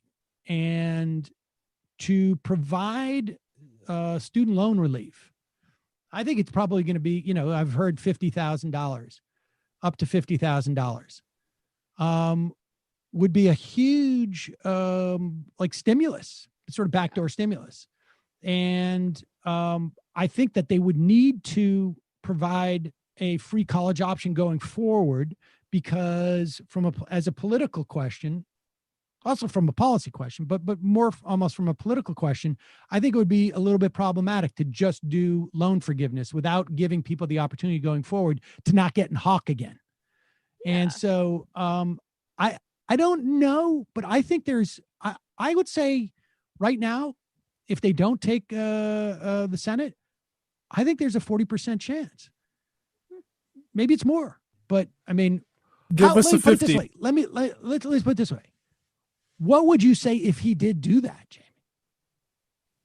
I'd be pretty impressed. I mean, there are people who criticize this idea, saying that, it only benefits the PMC or whatever, which is the only people that the Democrats care about. But the people with the most loan burden, with the most debt, are people who come from poor and working class backgrounds, and it would help them the most. Yeah. I mean, there's no way to spin canceling student loan debt as something that's bad for regular people. I think there are some people who are. I think turn their brain into a pretzel. Right? No, that's what I'm saying. Yeah, it's overthinking. It's galaxy braining it. I think there's some. I think there's some galaxy brain on the left. I think there's some people on the right who'll be like, I resent the fact that I had to pay for my student loans. And I've already heard that. I've already heard that from people. Of course, and there was congratulations on the job.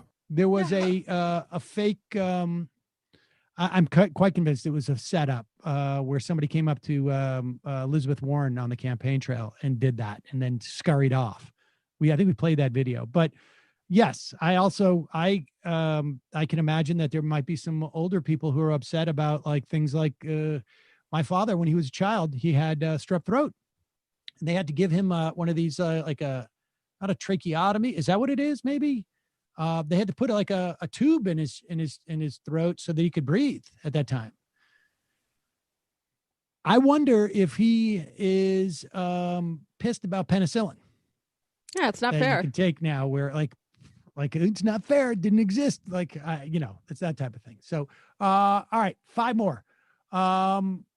Crass rebuttal. Just started my 6-month membership. Left is best, but Mr. Football Coach Senator from Alabama is just more proof that the defunding of education has paid great dividends for those who wanted it.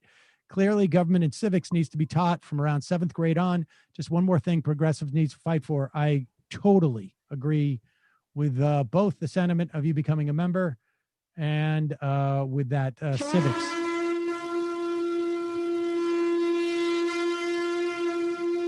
Bagged, Sagan, Barry. Did you see Nomi on Fox last night? I didn't, but folks should go check out her show in just 1 minute. Head over to youtube.com/the Nomiki Show, and it's Femme Friday over there now, so check it out today. Barrett Home 2, turn on the phone. Sam's Angels. Hey, Sam, please correct me if I'm wrong, but I don't see Republicans blaming libertarians in their electoral losses as centrist Democrats do to progressives. I don't think they have the same relationship in the funding. They do that.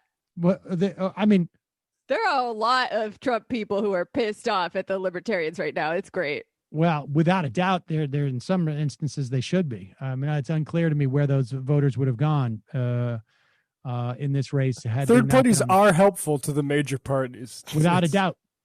I don't think Joe Biden in some instances would have won certain states, without a doubt.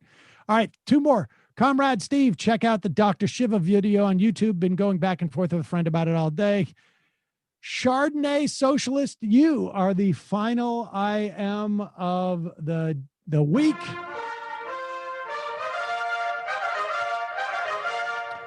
Alito and biased amongst judges. I can't believe no Dem thought to ask Amy Coney Barrett, do you believe in the separation of church and state? All right, folks. Jamie, Emma, Brendan, Matt, good job this week. See you Monday. It might take all the strength I got to get to where I want, but I know somehow I'm gonna get there. I wasn't looking